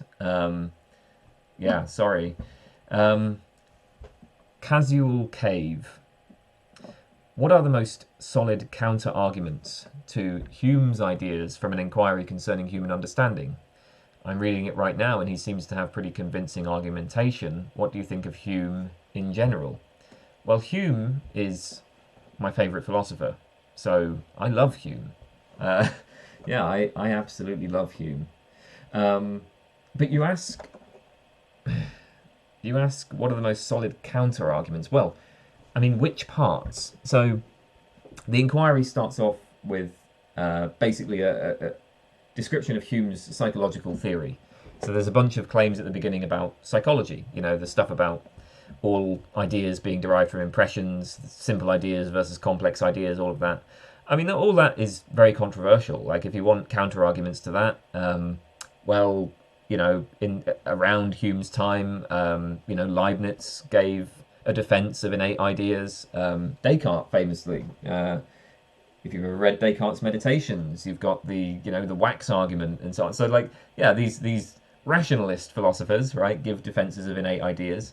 More famously, I suppose, more recently, there's Noam Chomsky's poverty of the stimulus argument, his arguments for universal grammar. That was seen as like a kind of that was seen as posing a very serious challenge to the kind of empiricist psychology that Hume proposes. I think that the main problem with concept empiricism, with the idea that with the claim that all our ideas are derived from impressions, the main problem with this view is just that there's no clear way to distinguish innate from acquired characteristics. Like that very distinction, I'm not sure that that's even coherent. Like everything ultimately is a product of interaction between genes and environment. So that's where I would want to look at this, is maybe more recent biology and psychology that challenges the very distinction between the innate and the acquired. But when it comes to this part of the inquiry, like I don't think it's that important really. Actually, Hume himself seemed to know that his psychological claims were on thin ice because he gave the missing shade of blue argument. He raises this objection, the missing shade of blue objection, admits that he can't answer it, and then he just moves on. Okay, he just raises this thing that seems to refute his psychological theory, and then he just moves on. It's hilarious. But actually, it's quite reasonable that he moves on, because the substantive philosophical arguments, the claims he makes about like causality and induction and so on, I don't think that they really rest on his psychological theses. Those arguments can be preserved, right? Like even if you do away with the empiricist psychology, right? Okay, so what's the best response to that stuff? Well, I mean, you know, there's a great deal of work in philosophy of science, which gives alternative views of, you know, causality and induction. So if you're interested in the responses to the problem of induction, Wesley Salmon's Foundations of Scientific Inference is a really great book, which has a very nice summary of a bunch of different ways of responding to it. I mean, it's a little bit dated now, but I think, you know, that just gives a really kind of clear account of different ways of dealing with this problem of induction. I suppose the most famous response, I mean, yeah, again, like with causality, there's loads of philosophers who disagree with Hume's account of causality. Probably the most famous response would be Kant. I mean, Kant's work was very heavily influenced by Hume. Kant famously said Hume woke him from his dogmatic slumbers. But a lot of what Kant was doing was trying to respond to Hume.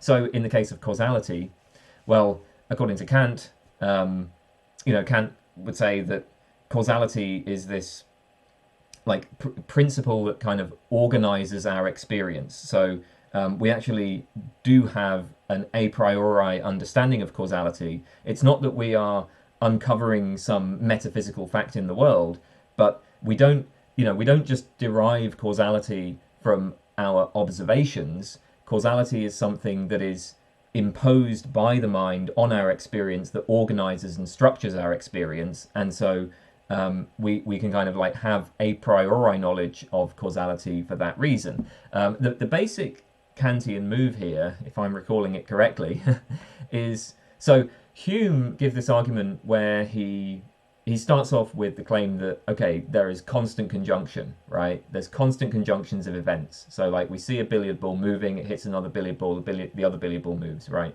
And then we see that over and over again, and then that kind of sets up this habit of the mind where like we come to expect, when we see the first billiard ball move, we then come to expect that when it will hit the next billiard ball will move. And it's because we've been exposed to these constant conjunctions of events sets up a habit of the mind, and then that feeling of expectation that we have, we sort of project that onto the world, and that's what causality is. That's Hume's account. Now what Kant says is that the problem here is that identifying that there has been a constant conjunction of events, that requires some prior conception of causality. Because if there is to be, so in order for there to be like constant conjunctions of events need to be ordered in time.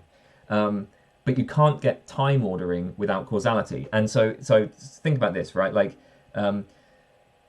let's say that you're standing still and you're looking at a ship moving down a river.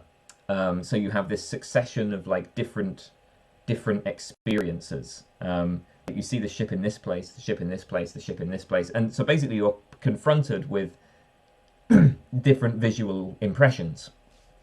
And you take it that, okay, something is changing over time. There's like this time ordering where, you know, where this event happened later than this other event.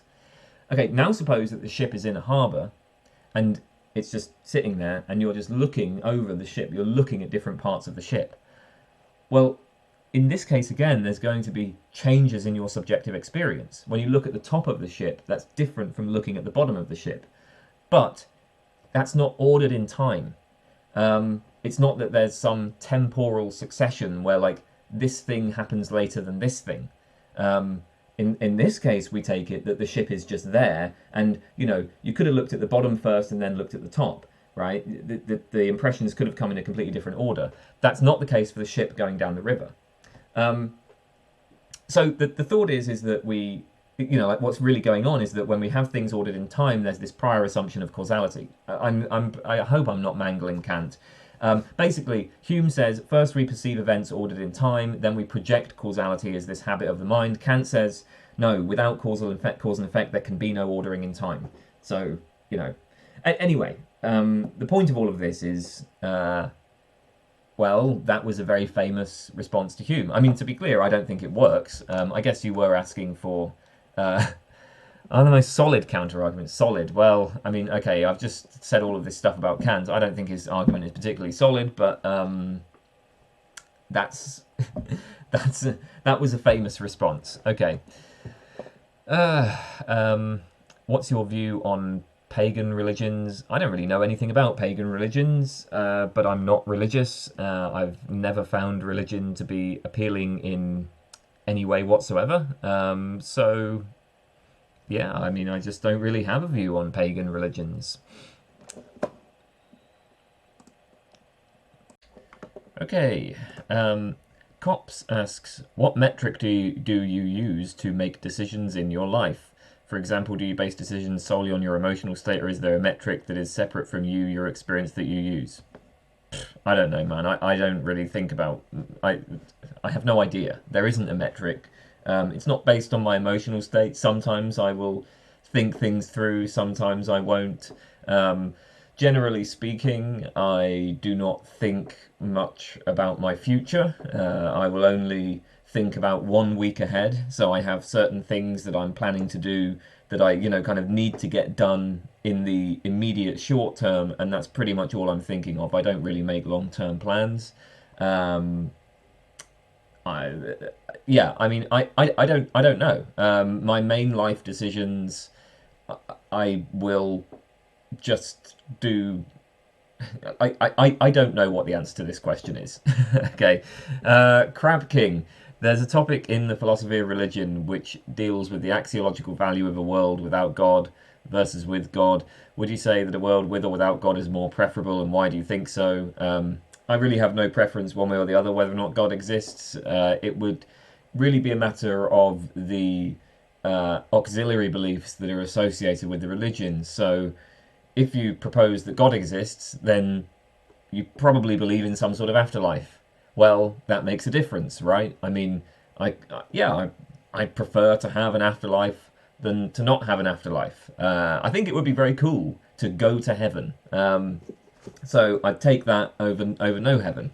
But that doesn't, that's not really related to whether or not God exists, because you could have the existence of God without any kind of heaven.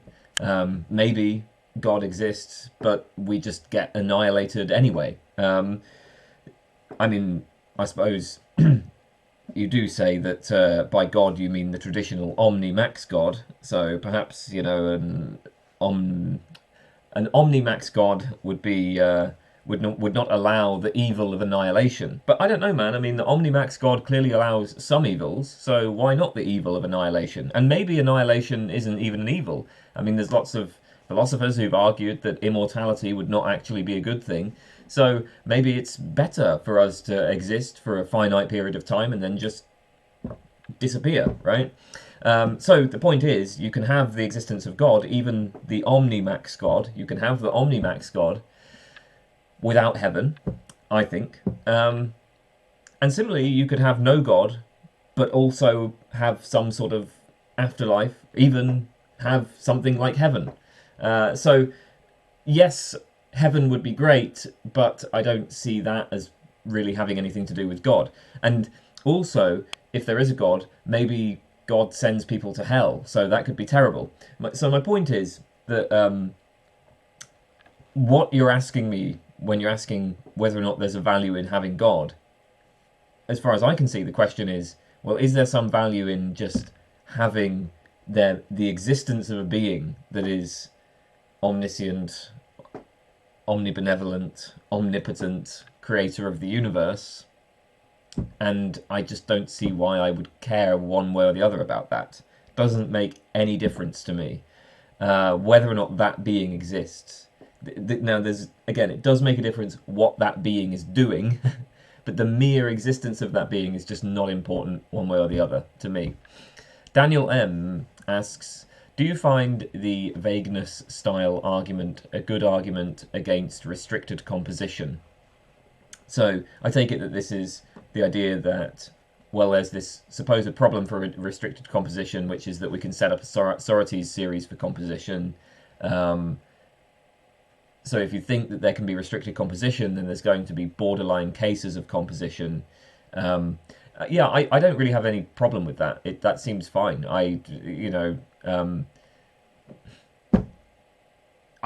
just don't see anything problematic about the idea of vague cases of composition or borderline cases of composition. I mean, okay, if you have borderline composition, then there's going to be this kind of indeterminacy where it's going to be indeterminate, like how many objects there are. So I might say, you know, there's a certain number, we think intuitively that there's like a certain number of objects in this room, but if there can be vague cases of composition, maybe it's just going to be indeterminate exactly how many objects there are in this room. Well, okay, again, that just doesn't seem like a problem. I mean, I don't think there's even a problem here to be solved.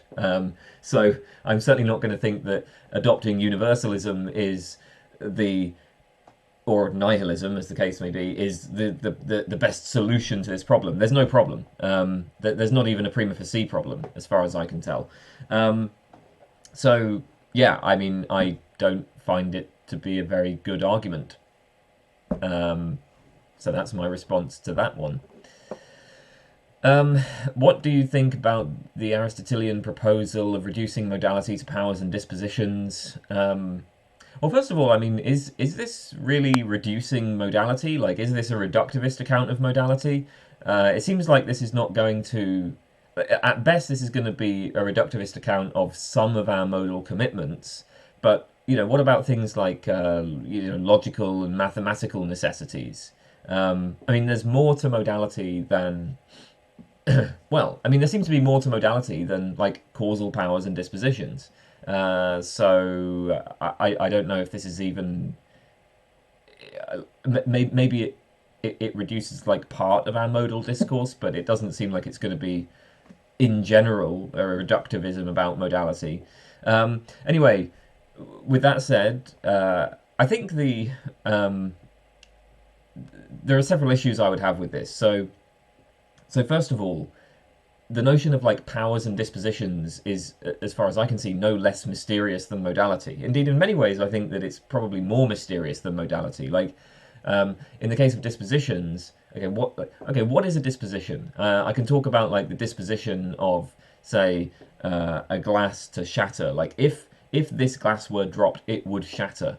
Well, of course, that's a modal claim. So, like, how do I state the dispositions and the powers without invoking modality? That's not entirely clear to me. Okay, maybe one way to put this issue is, why shouldn't it be the case that we have something that has the power to do F in conditions C, but then in conditions C, it simply doesn't do F, right? I mean, presumably what we want to say is, well, having the power to do something, like, the power necessitates the effect.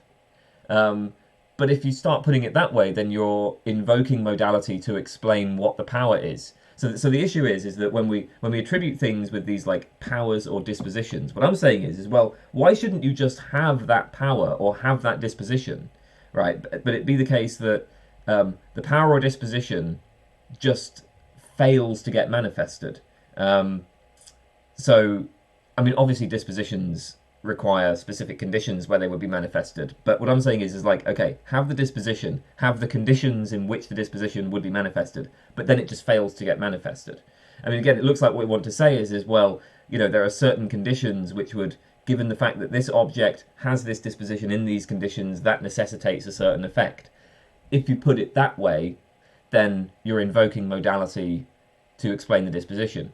Or indeed, if you say that having the disposition in certain conditions makes probable the certain effect, well, then you're invoking probability, which is a kind of modality. So I think that in order to analyse what powers and dispositions even are, we need to start invoking modal claims. Yeah,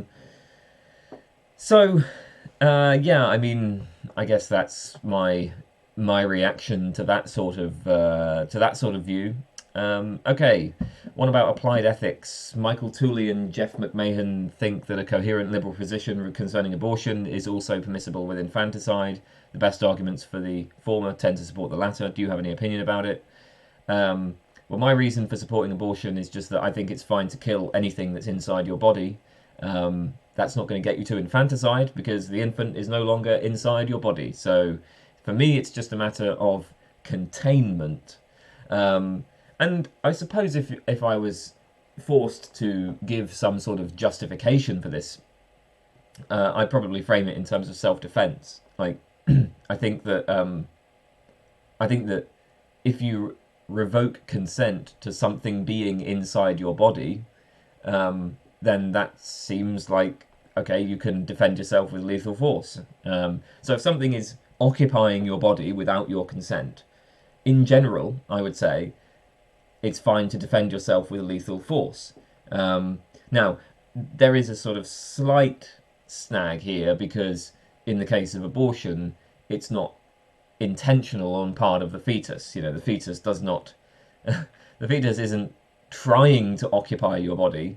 So it's a slightly different situation. You know, if it's like, okay, somebody is trying to rape you, then they're intentionally trying to occupy your body. But the thing is I just don't, I mean, I recognize that that's a difference, but I don't think it's a relevant difference because I think it's fine to, I think that self-defense is perfectly legitimate, even in situations where, you know, the person who is threatening you is not doing it intentionally. And then that's going to apply, you know, not just to threats to your life, but also to, you know, threats to your bodily autonomy. Although, as it happens, pregnancy can be a threat to one's life. I mean, can be pretty damaging. So, but, you know, put that aside. So yeah, that's my position. Now, I suppose if we are framing our support of abortion in terms of the properties of the fetus, well, yeah, I mean, there's a pretty plausible case that there isn't really any, you know, there's no relevant distinction in the intrinsic properties of the fetus, like before it's born and then like the baby that is born, right? I mean, the act of birth does not like radically change the entity that was the fetus. So I suppose if your argument for abortion is resting on that point, then maybe yeah, there wouldn't be, maybe infanticide would be okay. But then of course, you know, you can never, I think the thing is that I do actually think that like birth seems to be a kind of morally relevant line, actually. I mean, there aren't really any other morally relevant lines. Like even once you've got a baby, well, the baby develops gradually. But the thing is that as soon as the baby is born, as soon as it's out of the woman, it starts like interacting with other people, right? Like as soon as it has been removed from the womb, as it were, you know, you get at this point sort of, okay, it's in the world, it's in the same sort of environment as the rest of us, interacting with other people. And maybe that's morally relevant. I mean, that's, I think, got just as much a, you know, there's just as much a reason to treat that as being morally relevant as any other line. So, okay, given the fact that the circumstances for the for the baby change radically once the baby is born, and given the fact that I want to maintain a pretty strict defense of bodily autonomy, it makes sense to me to just draw the line at birth. So I don't support infanticide. Okay, Darcy One. Evolutionary debunking argument is used in metaethics to support moral anti-realism, namely the claim that there are no moral facts, but it seems all we can actually motivate is agnosticism about such facts, since all it can say is that our sense of morality isn't necessarily truth-tracking. Well, the thing to bear in mind here is that one of the background assumptions of a lot of the people who are using the EDA as an argument for moral anti-realism, one of the background assumptions here is that a theory, our metaethical theory needs to account for moral knowledge. So I mean, I think this is Street's view, right? Street was, well, not everybody, but so I'm not making this claim for everybody who's given the EDA, but certainly Street is the one who made the EDA famous, the evolutionary debunking argument famous, and for Street at least, it seems to be just a kind of condition of adequacy of our metaethical theory that it accounts for moral knowledge. And if you take that as your background assumption, well, that in conjunction with the EDA is going to push you to anti-realism, to some sort of anti-realist theory. So we're taking it for granted that there is moral knowledge, but then we notice that given the evolutionary debunking argument, on the realist view, moral knowledge becomes impossible. Moral knowledge becomes this thing that is like cut off from our capacity for moral judgment, so that our capacity, so what the realist requires in order for our moral judgments to be true is, are these properties that our capacity for making moral judgment is not going to be tracking. And so then that just makes it completely mysterious how we could have moral knowledge. So instead, Street is going to propose this constructivist account where, like, yeah, there is moral truth, we have moral knowledge, but it's constructed from a particular practical point of view, that kind of thing. So I think that with that background assumption in mind, yeah, you can see how you get to anti-realism. Now, if you drop that assumption, then I would agree with you. I think the most that you're going to get from an EDA is a kind of skepticism, where you would just say, well, if there are moral facts, we have no idea what they are.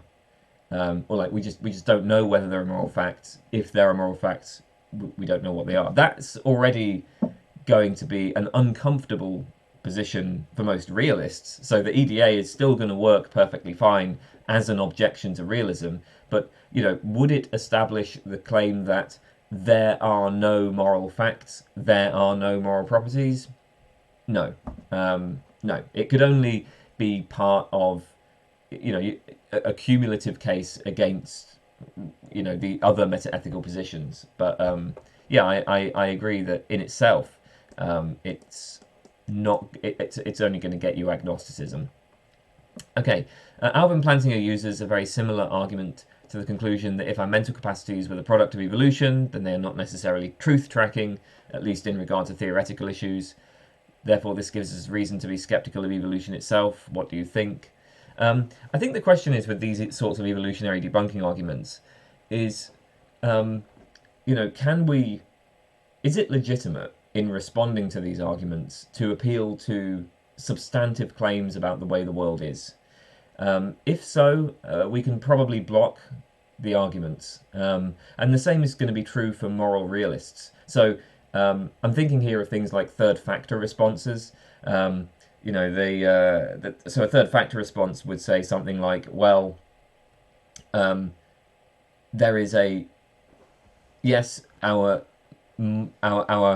capacities for moral judgment, our moral capacities do not directly track the moral truth, but they do track something else that is correlated with the moral truth. So they'll say, for instance, survival and things that promote survival are pro tanto good. Natural selection obviously favours survival. Natural selection favours that which is pro tanto good. So moral judgments, being outputs of systems that are produced by natural selection, will tend to track what is pro tanto good. So our moral judgments, because they're outputs of systems produced by natural selection, will tend to track what promotes survival. So they tend to track what's pro tanto good. Now, in giving that response, notice we are assuming a substantive moral claim. We're assuming that survival is pro tanto good. And if you make that assumption, then you can have this little theory which allows you to see, oh yeah, natural selection does allow us to track the moral truth. And I think the same is going to be the case for the kind of evolutionary debunking argument that Plantinga gives.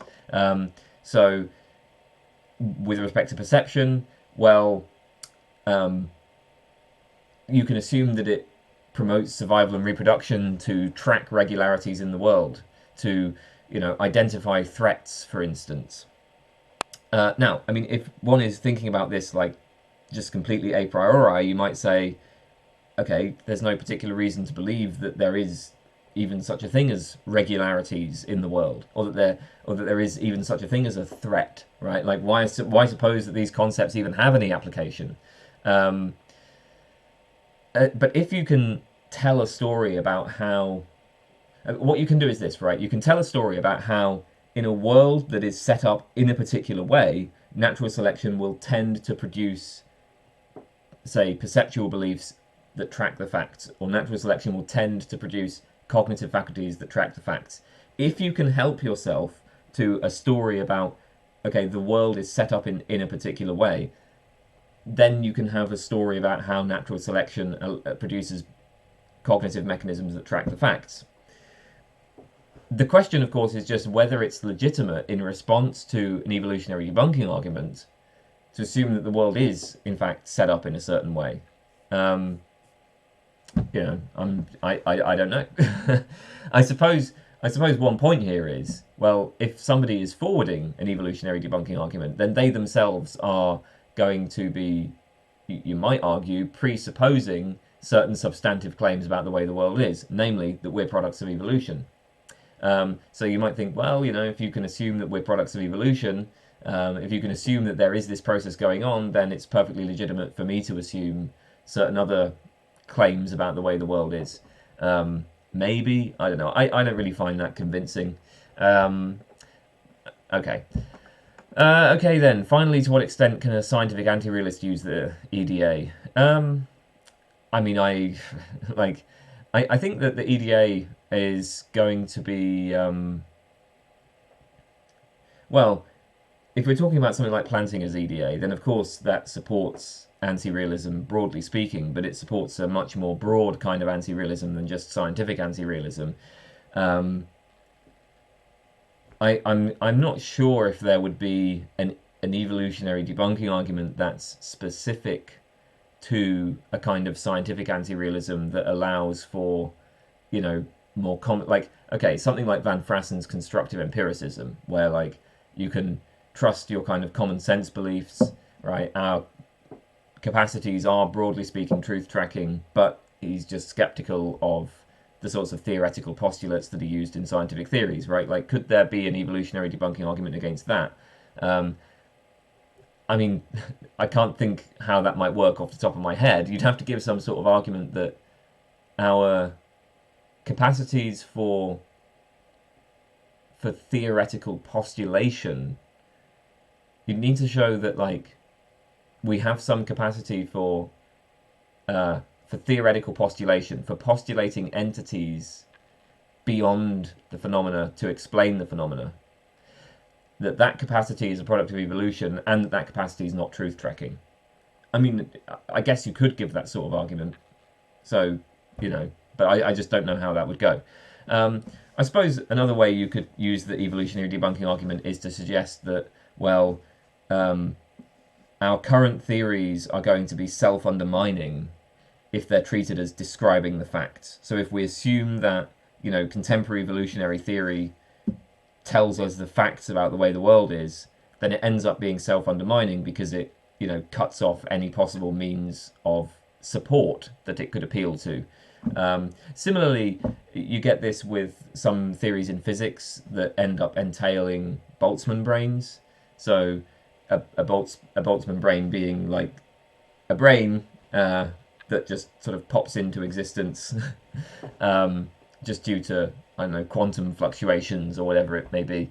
But anyway, if there are Boltzmann brains, the worry is that there are going to be like far more Boltzmann brains than there will be normal brains. So, if a theory entails Boltzmann brains, you're almost certainly a Boltzmann brain. But then that obviously has like radically skeptical consequences.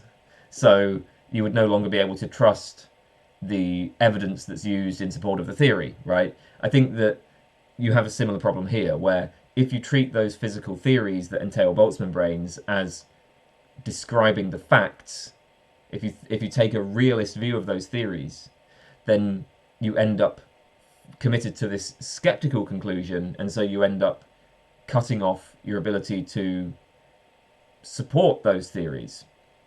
And I think the same thing could happen with the EDA.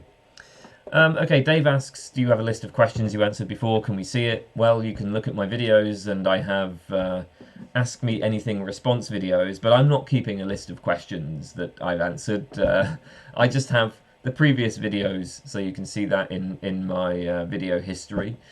Dennis the Cow, how would you describe the difference between continental and analytic philosophy? Well, I actually can't really do that because I don't know enough about continental philosophy to compare it in an illuminating way.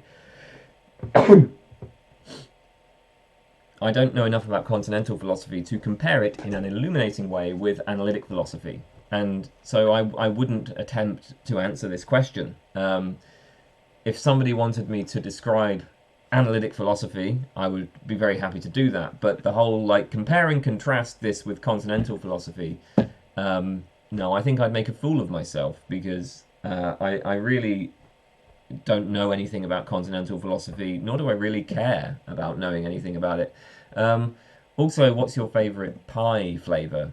I don't eat a lot of pies. I like cakes. I like chocolate, but I don't eat a lot of pies. I'm not really sure what the standard pie flavours are. I mean, there's apple pie, right? There's okay.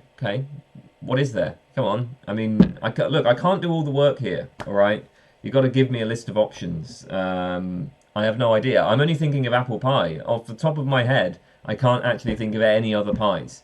So that tells you how much I know about pies. I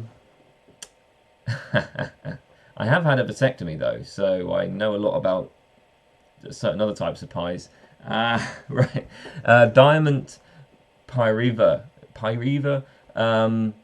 Anti-realism about kinds says that the kinds are constructed by us rather than carved at the joints in nature. In virtue of what is the construction possible? How are we able to build useful categories at all if there is no background structure to use as a canvas? You would think that the non-existence of natural kinds would either entail an empty world or just some sort of chaotic storm of various phenomena. I understand that once you implement certain kinds, these will naturally fix how other kinds can possibly interact, but I found it mysterious how things can be so apparently discrete in our perceptual experience regardless. Okay, so a few points about this. First thing to notice is that from a constructivist point of view, when you talk about like an empty world, right? So like empty world with no background structure and so on, that would also be a construct. So you're saying, okay, the non-existence of natural kinds entails this empty world. It's like there is an empty world. The empty world is what's there mind independently. And now we have this mystery about how you get from an empty world to an experience where like kinds are distinguished. But the problem is that, like, no, from a constructivist point of view, it's not that there is an empty world. Like it sounds like what you're asking for is that we step outside of all of our perspectives, and then we kind of give this transcendental account of how perspectives in general are constructed, right? Under the assumption that, well, you know, like beyond perspectives, there's no structure. There's an empty world. So you have like all of these perspectives, and then you have this mind-independent state of affairs where you now have this mystery about, well, how do you get the structure in the perspectives given that there's no structure in the states of affairs? But obviously for a constructivist, this whole way of thinking about it is just mistaken. I mean, that's just not how constructivist... There is no outside of all perspectives. So what, I mean, I think what you're doing here is assuming a kind of realist you're making realism as a sort of background assumption, and then you're noticing that the constructivist view runs into problems given that you've just made this realist background assumption. Well, yes, of course it does. If you're going to assume realism, then yeah, of course constructivism is going to run into problems. Because the point I would make is there is no like stepping outside of all perspectives, and it's not that you have an empty world. It's not that there is no background structure, right? You're trying to sort of attribute a property to something that from a constructivist point of view is just incoherent. So I don't think that at least on the constructivist model, the non-existence of natural kinds does not entail an empty world. It doesn't entail no background structure. What we're saying is that, like, no, any claim about the world is going to be constructed. The very, the idea that there is this mind independent, like theory independent, perspective independent, whatever you want to say, world that's like outside of all perspectives, that's the assumption that has to be jettisoned. Now, if you ask, like, okay, how exactly are kinds constructed? Well, that is a question that we can actually answer. You can start to probe that question because within particular models, we can give fairly straightforward accounts, usually some sort of causal account of like how it is that human beings, or indeed other animals, draw the distinctions that they do. So if you take, for instance, color, well, we can describe the functioning of the human visual system. If we start off, say, with physics, which is going to give a description of the surface spectral reflectances of different objects and of the behavior of light and so on, and then you can look to biology, which describes the interaction of light with the rods and cones of the eyes, transmission of information down the optic nerve. Then there's color languages, like, okay, how do these different languages arise? How do different societies carve up the boundaries of different colors, and so on, right? And I mean, you can, at this point, we can give a pretty detailed, sophisticated account of how it is that we get from, the kinds that we've distinguished in the world to kinds that are distinguished in human perception, right? So you have like some physical model that's carving up the world in a particular way, and then you have a causal model which shows how you get to different systems of color. Okay, that's fine, right? But the point is that what we do, I mean, obviously,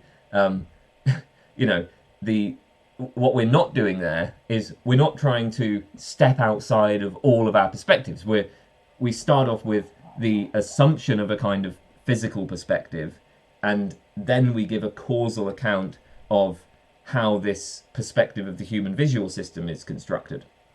But we're not stepping outside of all perspectives, and that's something that, I mean, as the constructivist sees it, that's something that you can't do. But I think that's what you're trying to do. You're trying to do. So yeah, I would just say the important point here is that it's not the case that there is no background structure and therefore there is a mystery about how we build useful categories in general. That would be my response. Diasandia asks, how are you? Right now, at this moment, I'm actually quite tired. Probably going to go and have a nap in a minute. This has been a... How long is this? I always find these Ask Me Anythings really exhausting. There's so many questions and they're all about different topics, and my mind runs into a fog very quickly trying to do them. But I don't know. I mean, it's a good way of getting some community engagement going. But to be honest, it's not actually that much fun. So right now, not great. Either Spark, who is the hottest philosopher? Yeah,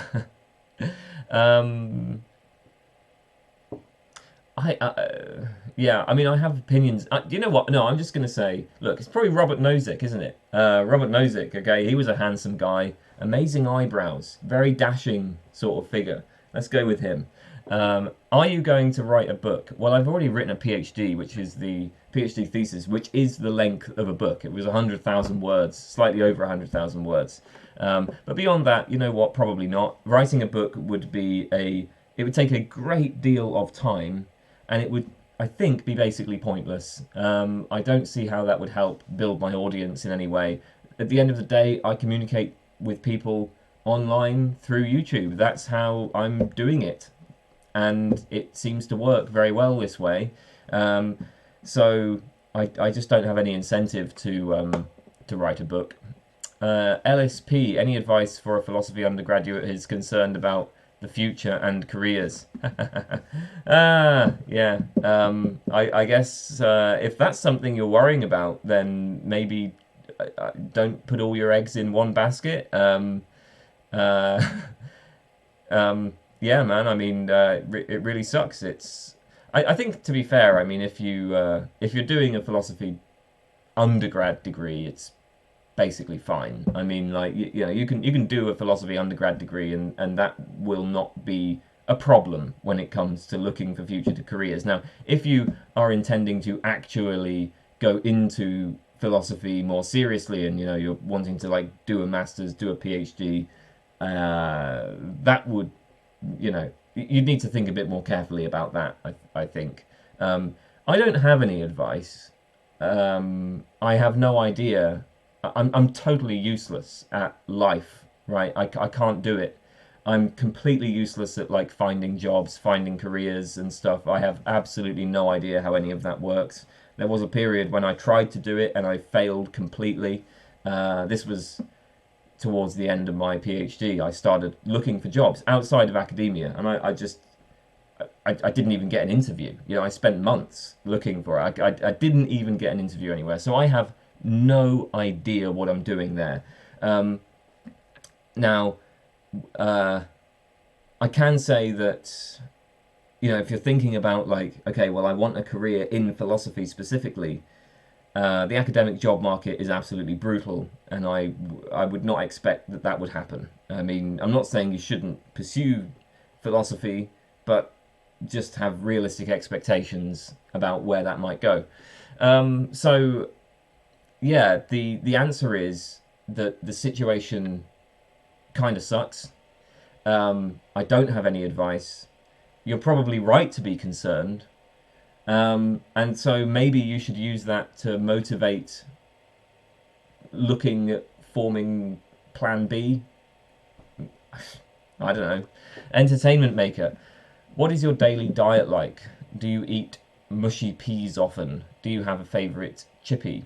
I don't really eat fish and chips. I do like chips, actually. I think one of the things about chips is that you can just sort of eat them endlessly, can't you? It doesn't matter how full you are. There's always room for more chips.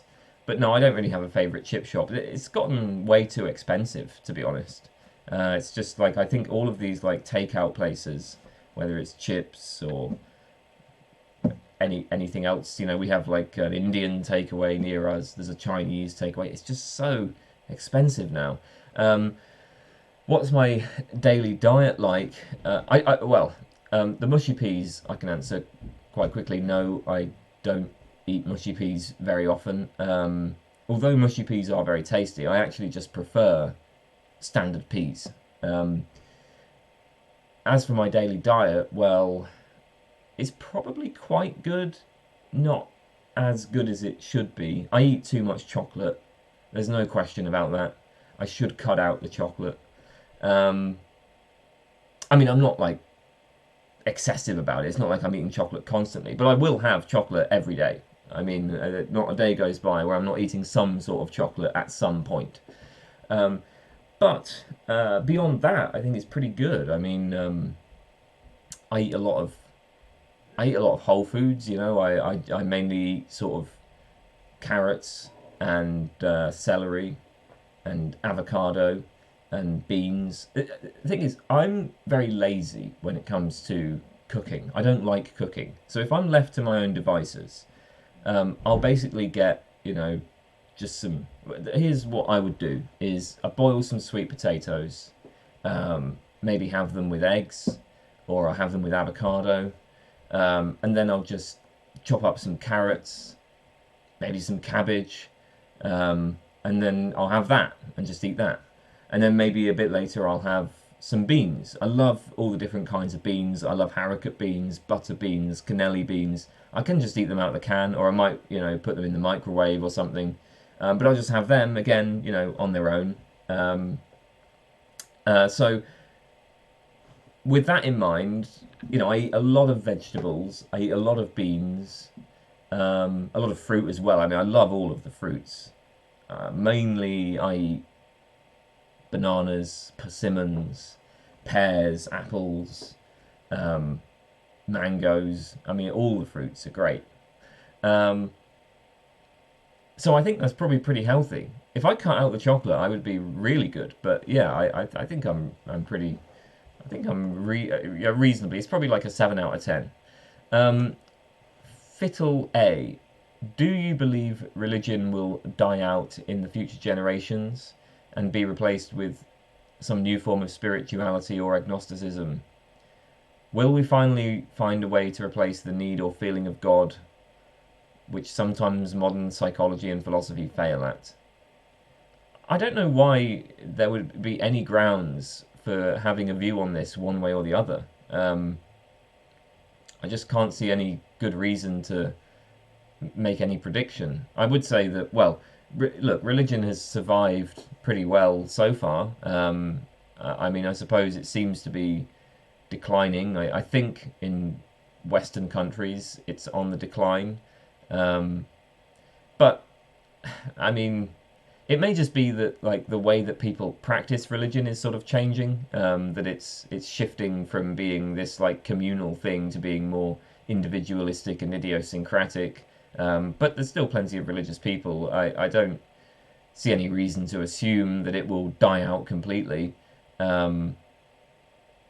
So yeah, I mean, I don't know. Having said that, I don't see any reason to assume it will die out completely. I also see no reason to assume that it will survive. Right? There are radical changes in human society as a result of, you know, the impact of technology, changing political circumstances, changing economic circumstances, in the same way that animism has basically just died out. You know, you don't really. Okay, there's probably still some hunter-gatherer tribes in the world that are explicitly animistic, but if you look at like, okay, Western society at least, people aren't really animists anymore. I suppose maybe there's like modern pagans, maybe they're close to animism, but you know, for a long time animism basically just died out. It's entirely plausible that the same could happen to religion as an institution. I mean, maybe in, you know, 500 years there won't be anything that we would recognize as religion. But the point is that both of those are possible, and I can't see any good reason at all for favoring one or the other. I think the future is unknown in this respect. So I'm just going to move on.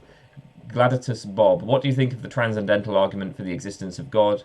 It's a pretty terrible argument, in my opinion. I mean, the general problem with this type of argument, so when you're saying that, oh, well, you know, X, Y, Z presupposes the existence, it presupposes a God, you know, the truth of logical laws presupposes a supreme being. I mean, so, first of all, generally speaking, I am completely mystified as to what the connection is supposed to be between the things that are cited and the existence of God. So if you say that the truth of logical laws presupposes the existence of God, like, how, why on earth would anyone believe that? In fact, what's funny is that I actually think that, generally speaking, God, the existence of God, creates problems in this context because of Euthyphro type issues. So if you say, for instance, well, the truth of logical laws presupposes the existence of God, well, I feel like you can just come back and say, well, hang on a minute. If logic is dependent on God, like, what if God just chooses to create a different logic? Then we seem to be saying that logic is not necessary. On the other hand, if God can't create a different logic, if the logical laws are just necessary and it's not actually within God's power to change them, then it seems like you're saying that logic is independent of God, and yeah, I mean, it's not going to presuppose the existence of God. Like, maybe you could say that it somehow arises from God's nature, so it's like it's dependent on God even though God can't change it, but that's, I don't know, that's just, like, that doesn't explain anything. That's just completely mystifying. That's, to say that is frankly just as mystifying as just, you know, just postulating these logical laws without any explanation of them. And, you know, the same applies to morality, right? So the transcendental argument will say that, well, the existence of these objective moral laws presupposes the existence of God. But wait a minute, we actually have prima facie some tension here. If morality is dependent on God, then does that mean that God could just choose God could just decide that actually slavery is acceptable? That seems bizarre. On the other hand, if God can't decide what the moral laws are, then it actually looks like morality is independent of God. So that's one issue, right? The explanation, there is no satisfying explanation, as far as I'm concerned, about what the connection is supposed to be between God and, logical laws or morality or whatever it may be. But the more important problem with these transcendental arguments is that I'm an anti-realist about all of this, about all this stuff, right? Whether it be logic or morality or whatever else. I just take a kind of like an anti-realist or constructivist view of all of them. So I would just deny that there are objective logical laws. I would deny that there are objective moral facts. So I mean, for me, the transcendental argument just doesn't get off the ground. Even if it were the case that objective logical laws and objective moral facts presupposed the existence of God, well, I don't get on board with objective logical laws or objective moral facts. Gottfried Leibniz asks, if relativism is viable, why do we only have one successful science? Okay, so first of all, this claim about there being one successful science, first of all, the case for relativism very often is made by appealing to the sciences. So we might well note that even within one particular scientific discipline, you get a proliferation of alternative conceptual schemes, for instance, like alternative species concepts that cross-classify the biological world.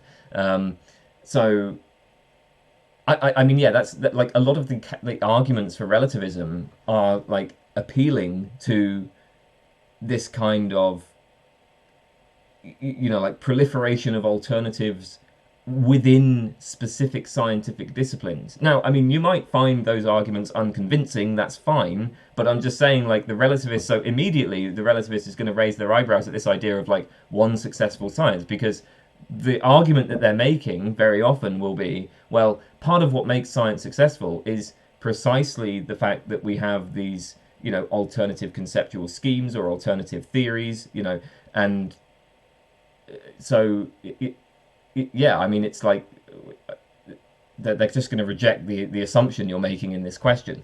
Also, I mean, when you say like one science, well, I mean, is there one science? Even within contemporary science, there are multiple methods, multiple approaches, multiple values across different scientific disciplines. If you compare like sociology to molecular biology to physics, they're doing very different things. Now, of course, science does aim for a kind of systematicity. Like the sorts of models that are proposed in, say, sociology have to be compatible in some sense, at least not inconsistent with fundamental physical laws. But actually, very often that systematicity is just unattainable. Like a lot of there's a great deal of context in science where we appeal to models that are just thoroughly idealized. So actually, the sorts of models that you're appealing to might well be inconsistent with fundamental physical laws, but like we accept them as idealizations. That's just necessary because you have to simplify, you have to approximate, you have to abstract. So I think that like one issue here is that science is not going to be sort of presenting this kind of single unified theory, the like one true theory that gives us an account of the way the world is. In fact, I think when you look at science, there's plenty of material there for at least prima facie arguments for relativism. And I mean, that's something that I've discussed at length in the videos where I've defended relativism. So in my videos on classification and kinds, that was defending a kind of relativist approach to kinds. That's pretty much all just appealing to stuff going on in the sciences. So that's one point. The other point, of course, is just look, I mean, there's more to life than science, right? So one thing that a relativist might do is say, well, even if you accept that there's one successful science, right? I mean, do we then have to accept that, like, science is the only means of developing knowledge, that science gives us a complete picture of the world, a complete explanation of the world? It seems... Okay, so just, again, you know, a prima facie argument, right, would be there's actually plenty of claims we make about the world. There's plenty of, you know, things in the world that are just sort of outside the scope of scientific inquiry. Or maybe they're not exactly outside the scope of scientific inquiry, but that you could not give a complete scientific explanation of them. For instance, I would say, you know, I look at something like John Cage's 433, one of my favourite artworks, and I say, 433 dissolves the distinction between art and not art. Now, could there be a scientific explanation for that? It's not at all clear how you even begin. Like, that just doesn't seem to be an empirical claim. Or if I go to Venice and I say that Venice has a pleasing je ne sais quoi, pleasing atmosphere.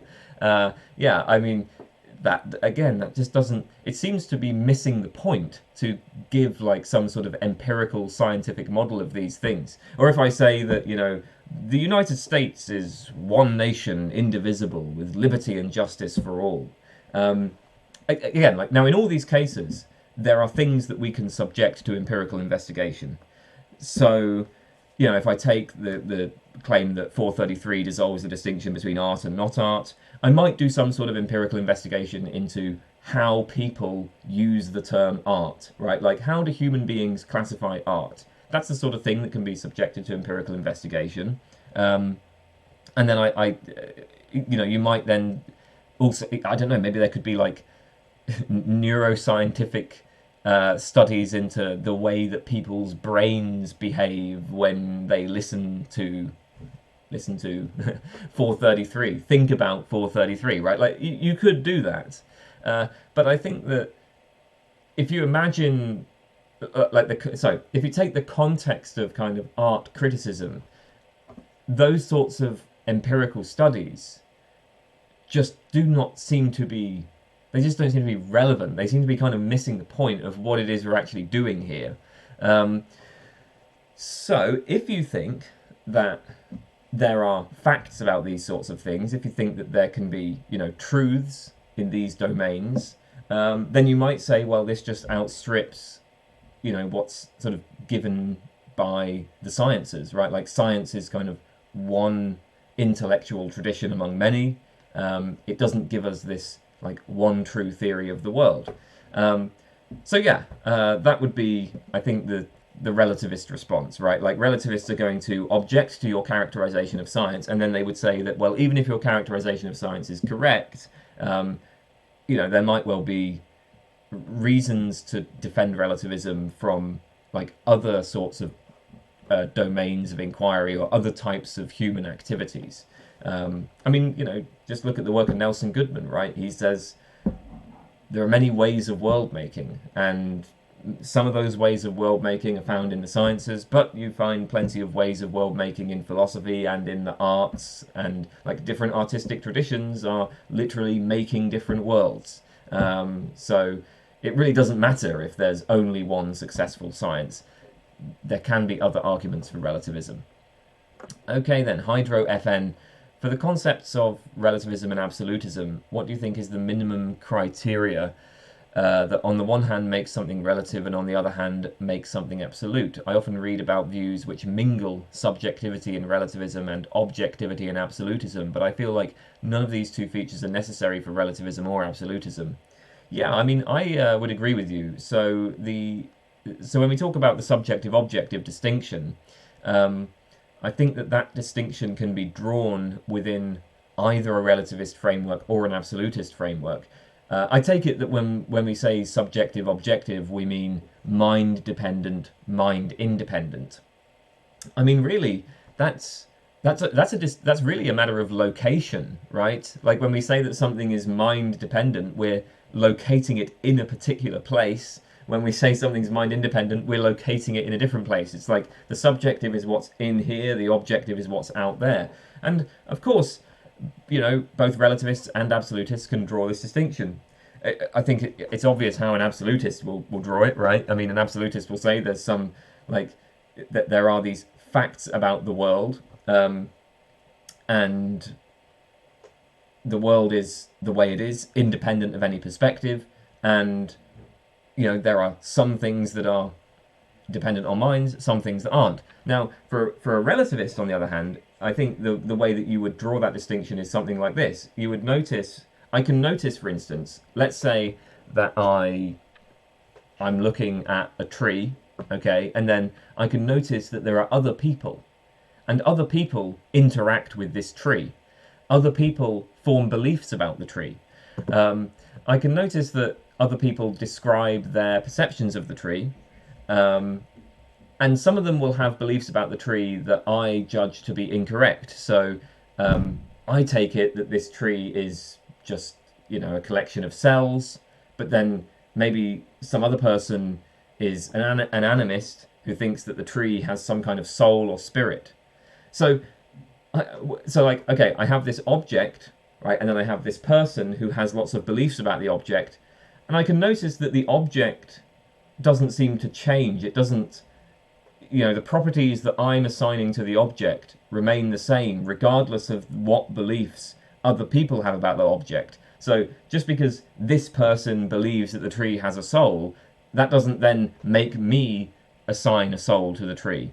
So because of this, I can certainly draw a distinction between, you know, what's going on in this person's mind and what's going on outside of their mind, right? Like, I will describe the tree independently of what's going on in their mind with respect to the tree.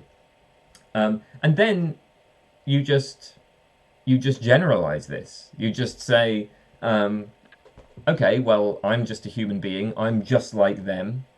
Okay, so same for me, right? I think that all makes sense within a relativist framework. I mean, ultimately, in order to draw this mind-dependent, mind-independent distinction, you're going to have to assume a perspective on which there are minds, for instance.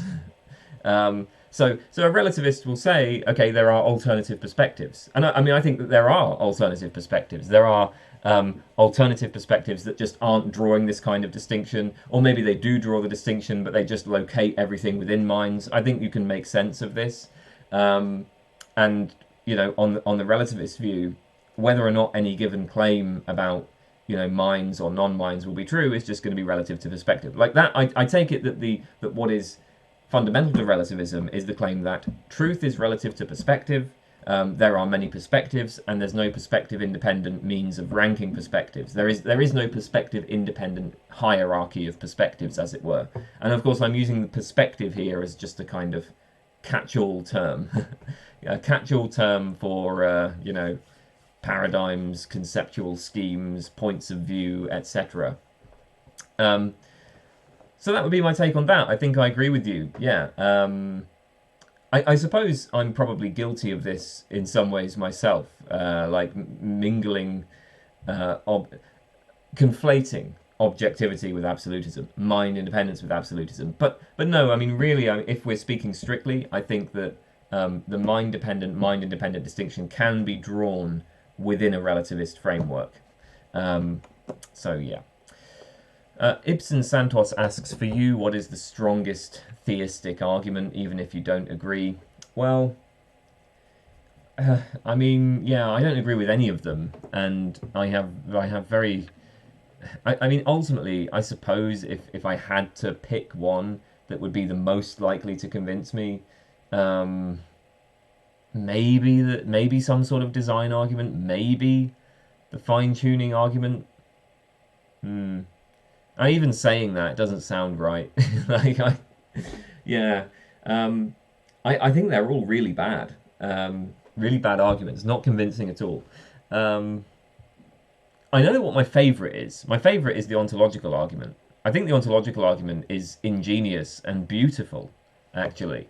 But it's because it's ambitious and it's bold, and it's just sort of clever. There's something about the ontological argument that I just find clever. Okay, but it's not the strongest in the sense that it doesn't convince me at all, right? I do not find it moving in any way at all. So if you're asking for like the best, I can answer that question. But if you're asking for the strongest, the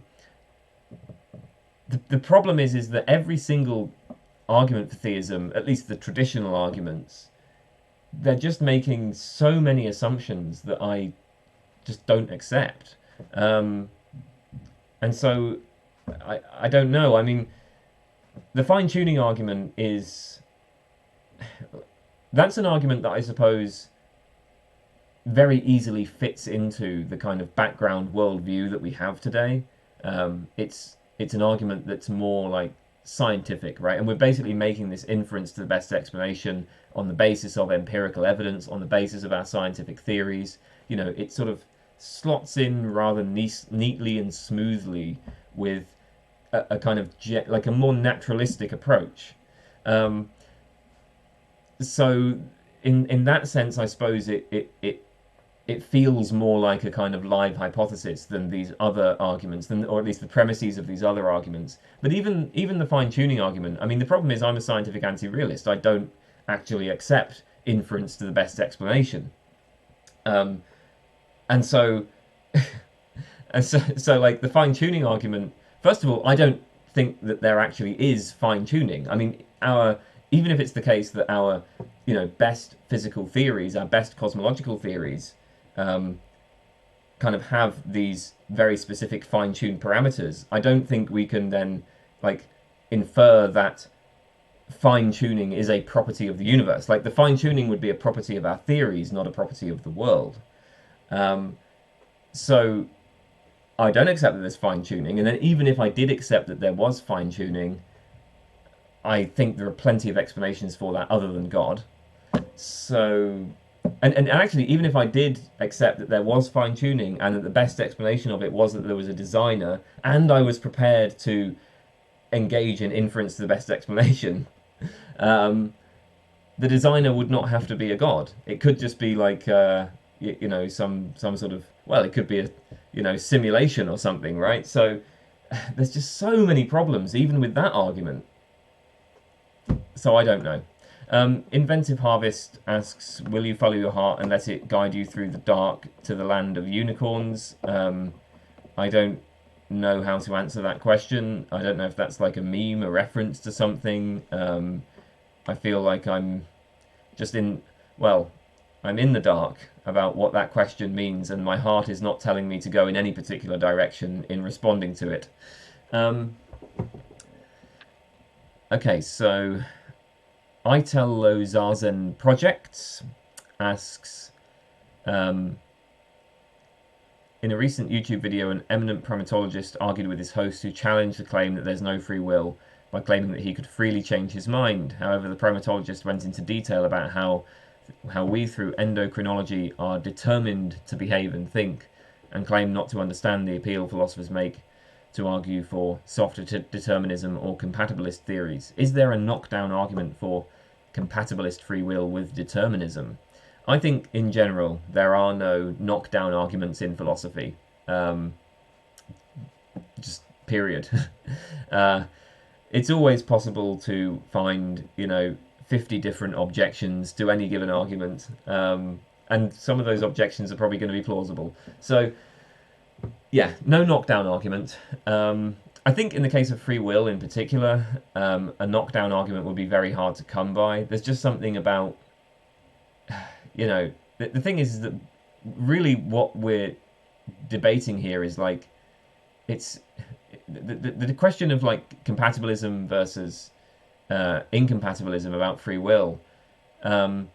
That's a very like abstract conceptual debate.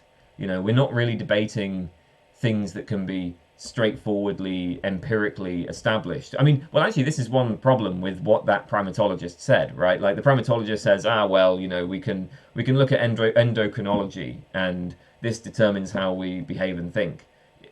Yeah, okay. Like, look, it's been known since ancient Greece, right? That like there are causal factors that influence people's behavior. We've always known that. I think that some of the idea that like modern science is revealing something that's kind of new with respect to the free will problem, I think that's an error. There's those famous experiments as well by Benjamin Libet, where they asked subjects to like raise their arm at a particular point, and then they also asked subjects to look at a clock and note when they made the decision to raise their arm. And it turns out that there's some sort of spike in the brain activity long before, well, maybe not long before, but at least a few seconds before the subjects are consciously aware of making a decision. So it's like, oh, look at that, there's this kind of, there's at least a correlation, and presumably there are causal factors that are leading you to make the decision that you do. And we can see the spike in the brain, like we could see this spike in the brain and then predict what decision you're going to make before you make it. But the thing is I think that's always been the case. Like, we've always known. I mean, what's happening is that as science has moved forward, we are able to specify these causal factors in more and more and more detail. We're able to get finer and finer grained correlations between like the sort of brain events and behavior, brain events and decisions. But we've always known that behavior has causes. We might not have known exactly what those causes are, but we've known that it has causes. Now, of course, the question of determinism, indeterminism is still up in the air. I think that, so, is there a knockdown argument for compatibilism? No. I think that the reason why I find compatibilism intuitive is twofold. So, the first point is that free will is supposed to be something that really matters to us. It's supposed to be connected to things like our judgments of moral responsibility. So the fact that human beings have free will is what makes them subjects of moral responsibility. It's what makes them moral agents, for instance. So this is supposed to have important practical consequences for our everyday lives. But I find it really hard to see how something that matters to us in that kind of way could be like dependent on the outcome of some abstruse metaphysical debate about determinism, indeterminism. So, why the hell, would these kind of just like everyday concepts of moral responsibility, say, and praise and blame, like why would those everyday practices be dependent on the fundamental metaphysics of the universe? It just seems that seems really strange to me.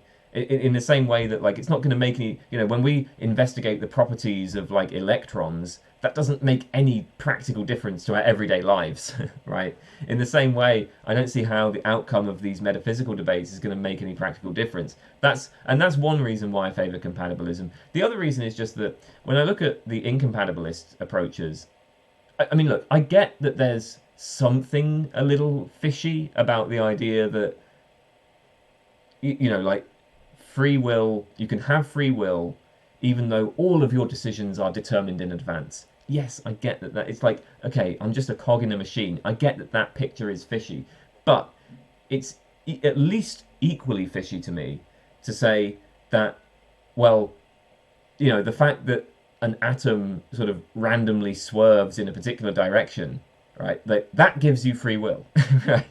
I mean, so if the universe is indeterministic, then what is that actually going to mean? Well, it's going to mean that, okay, an atom decays at a particular time for no particular reason, right? Like, and nothing made it decay at that exact time. It could have decayed 5 seconds later. It could have decayed 5 seconds earlier, but there was no reason. It just happened, and it wasn't determined to happen. It wasn't determined to decay at that time. Okay, how is that supposed to give you free will? How does that give you any greater sense of like responsibility for your decisions, right? So if there's just random stuff happening, that's not me. That doesn't feel like it's like I'm responsible for it. So I think for me, the answer is going to be like either compatibilism or the notion of free will is just incoherent. I think either compatibilism is true or the incoherentists are true, and free will is just completely impossible, regardless of whether the world is deterministic or indeterministic. That's my view on the issue.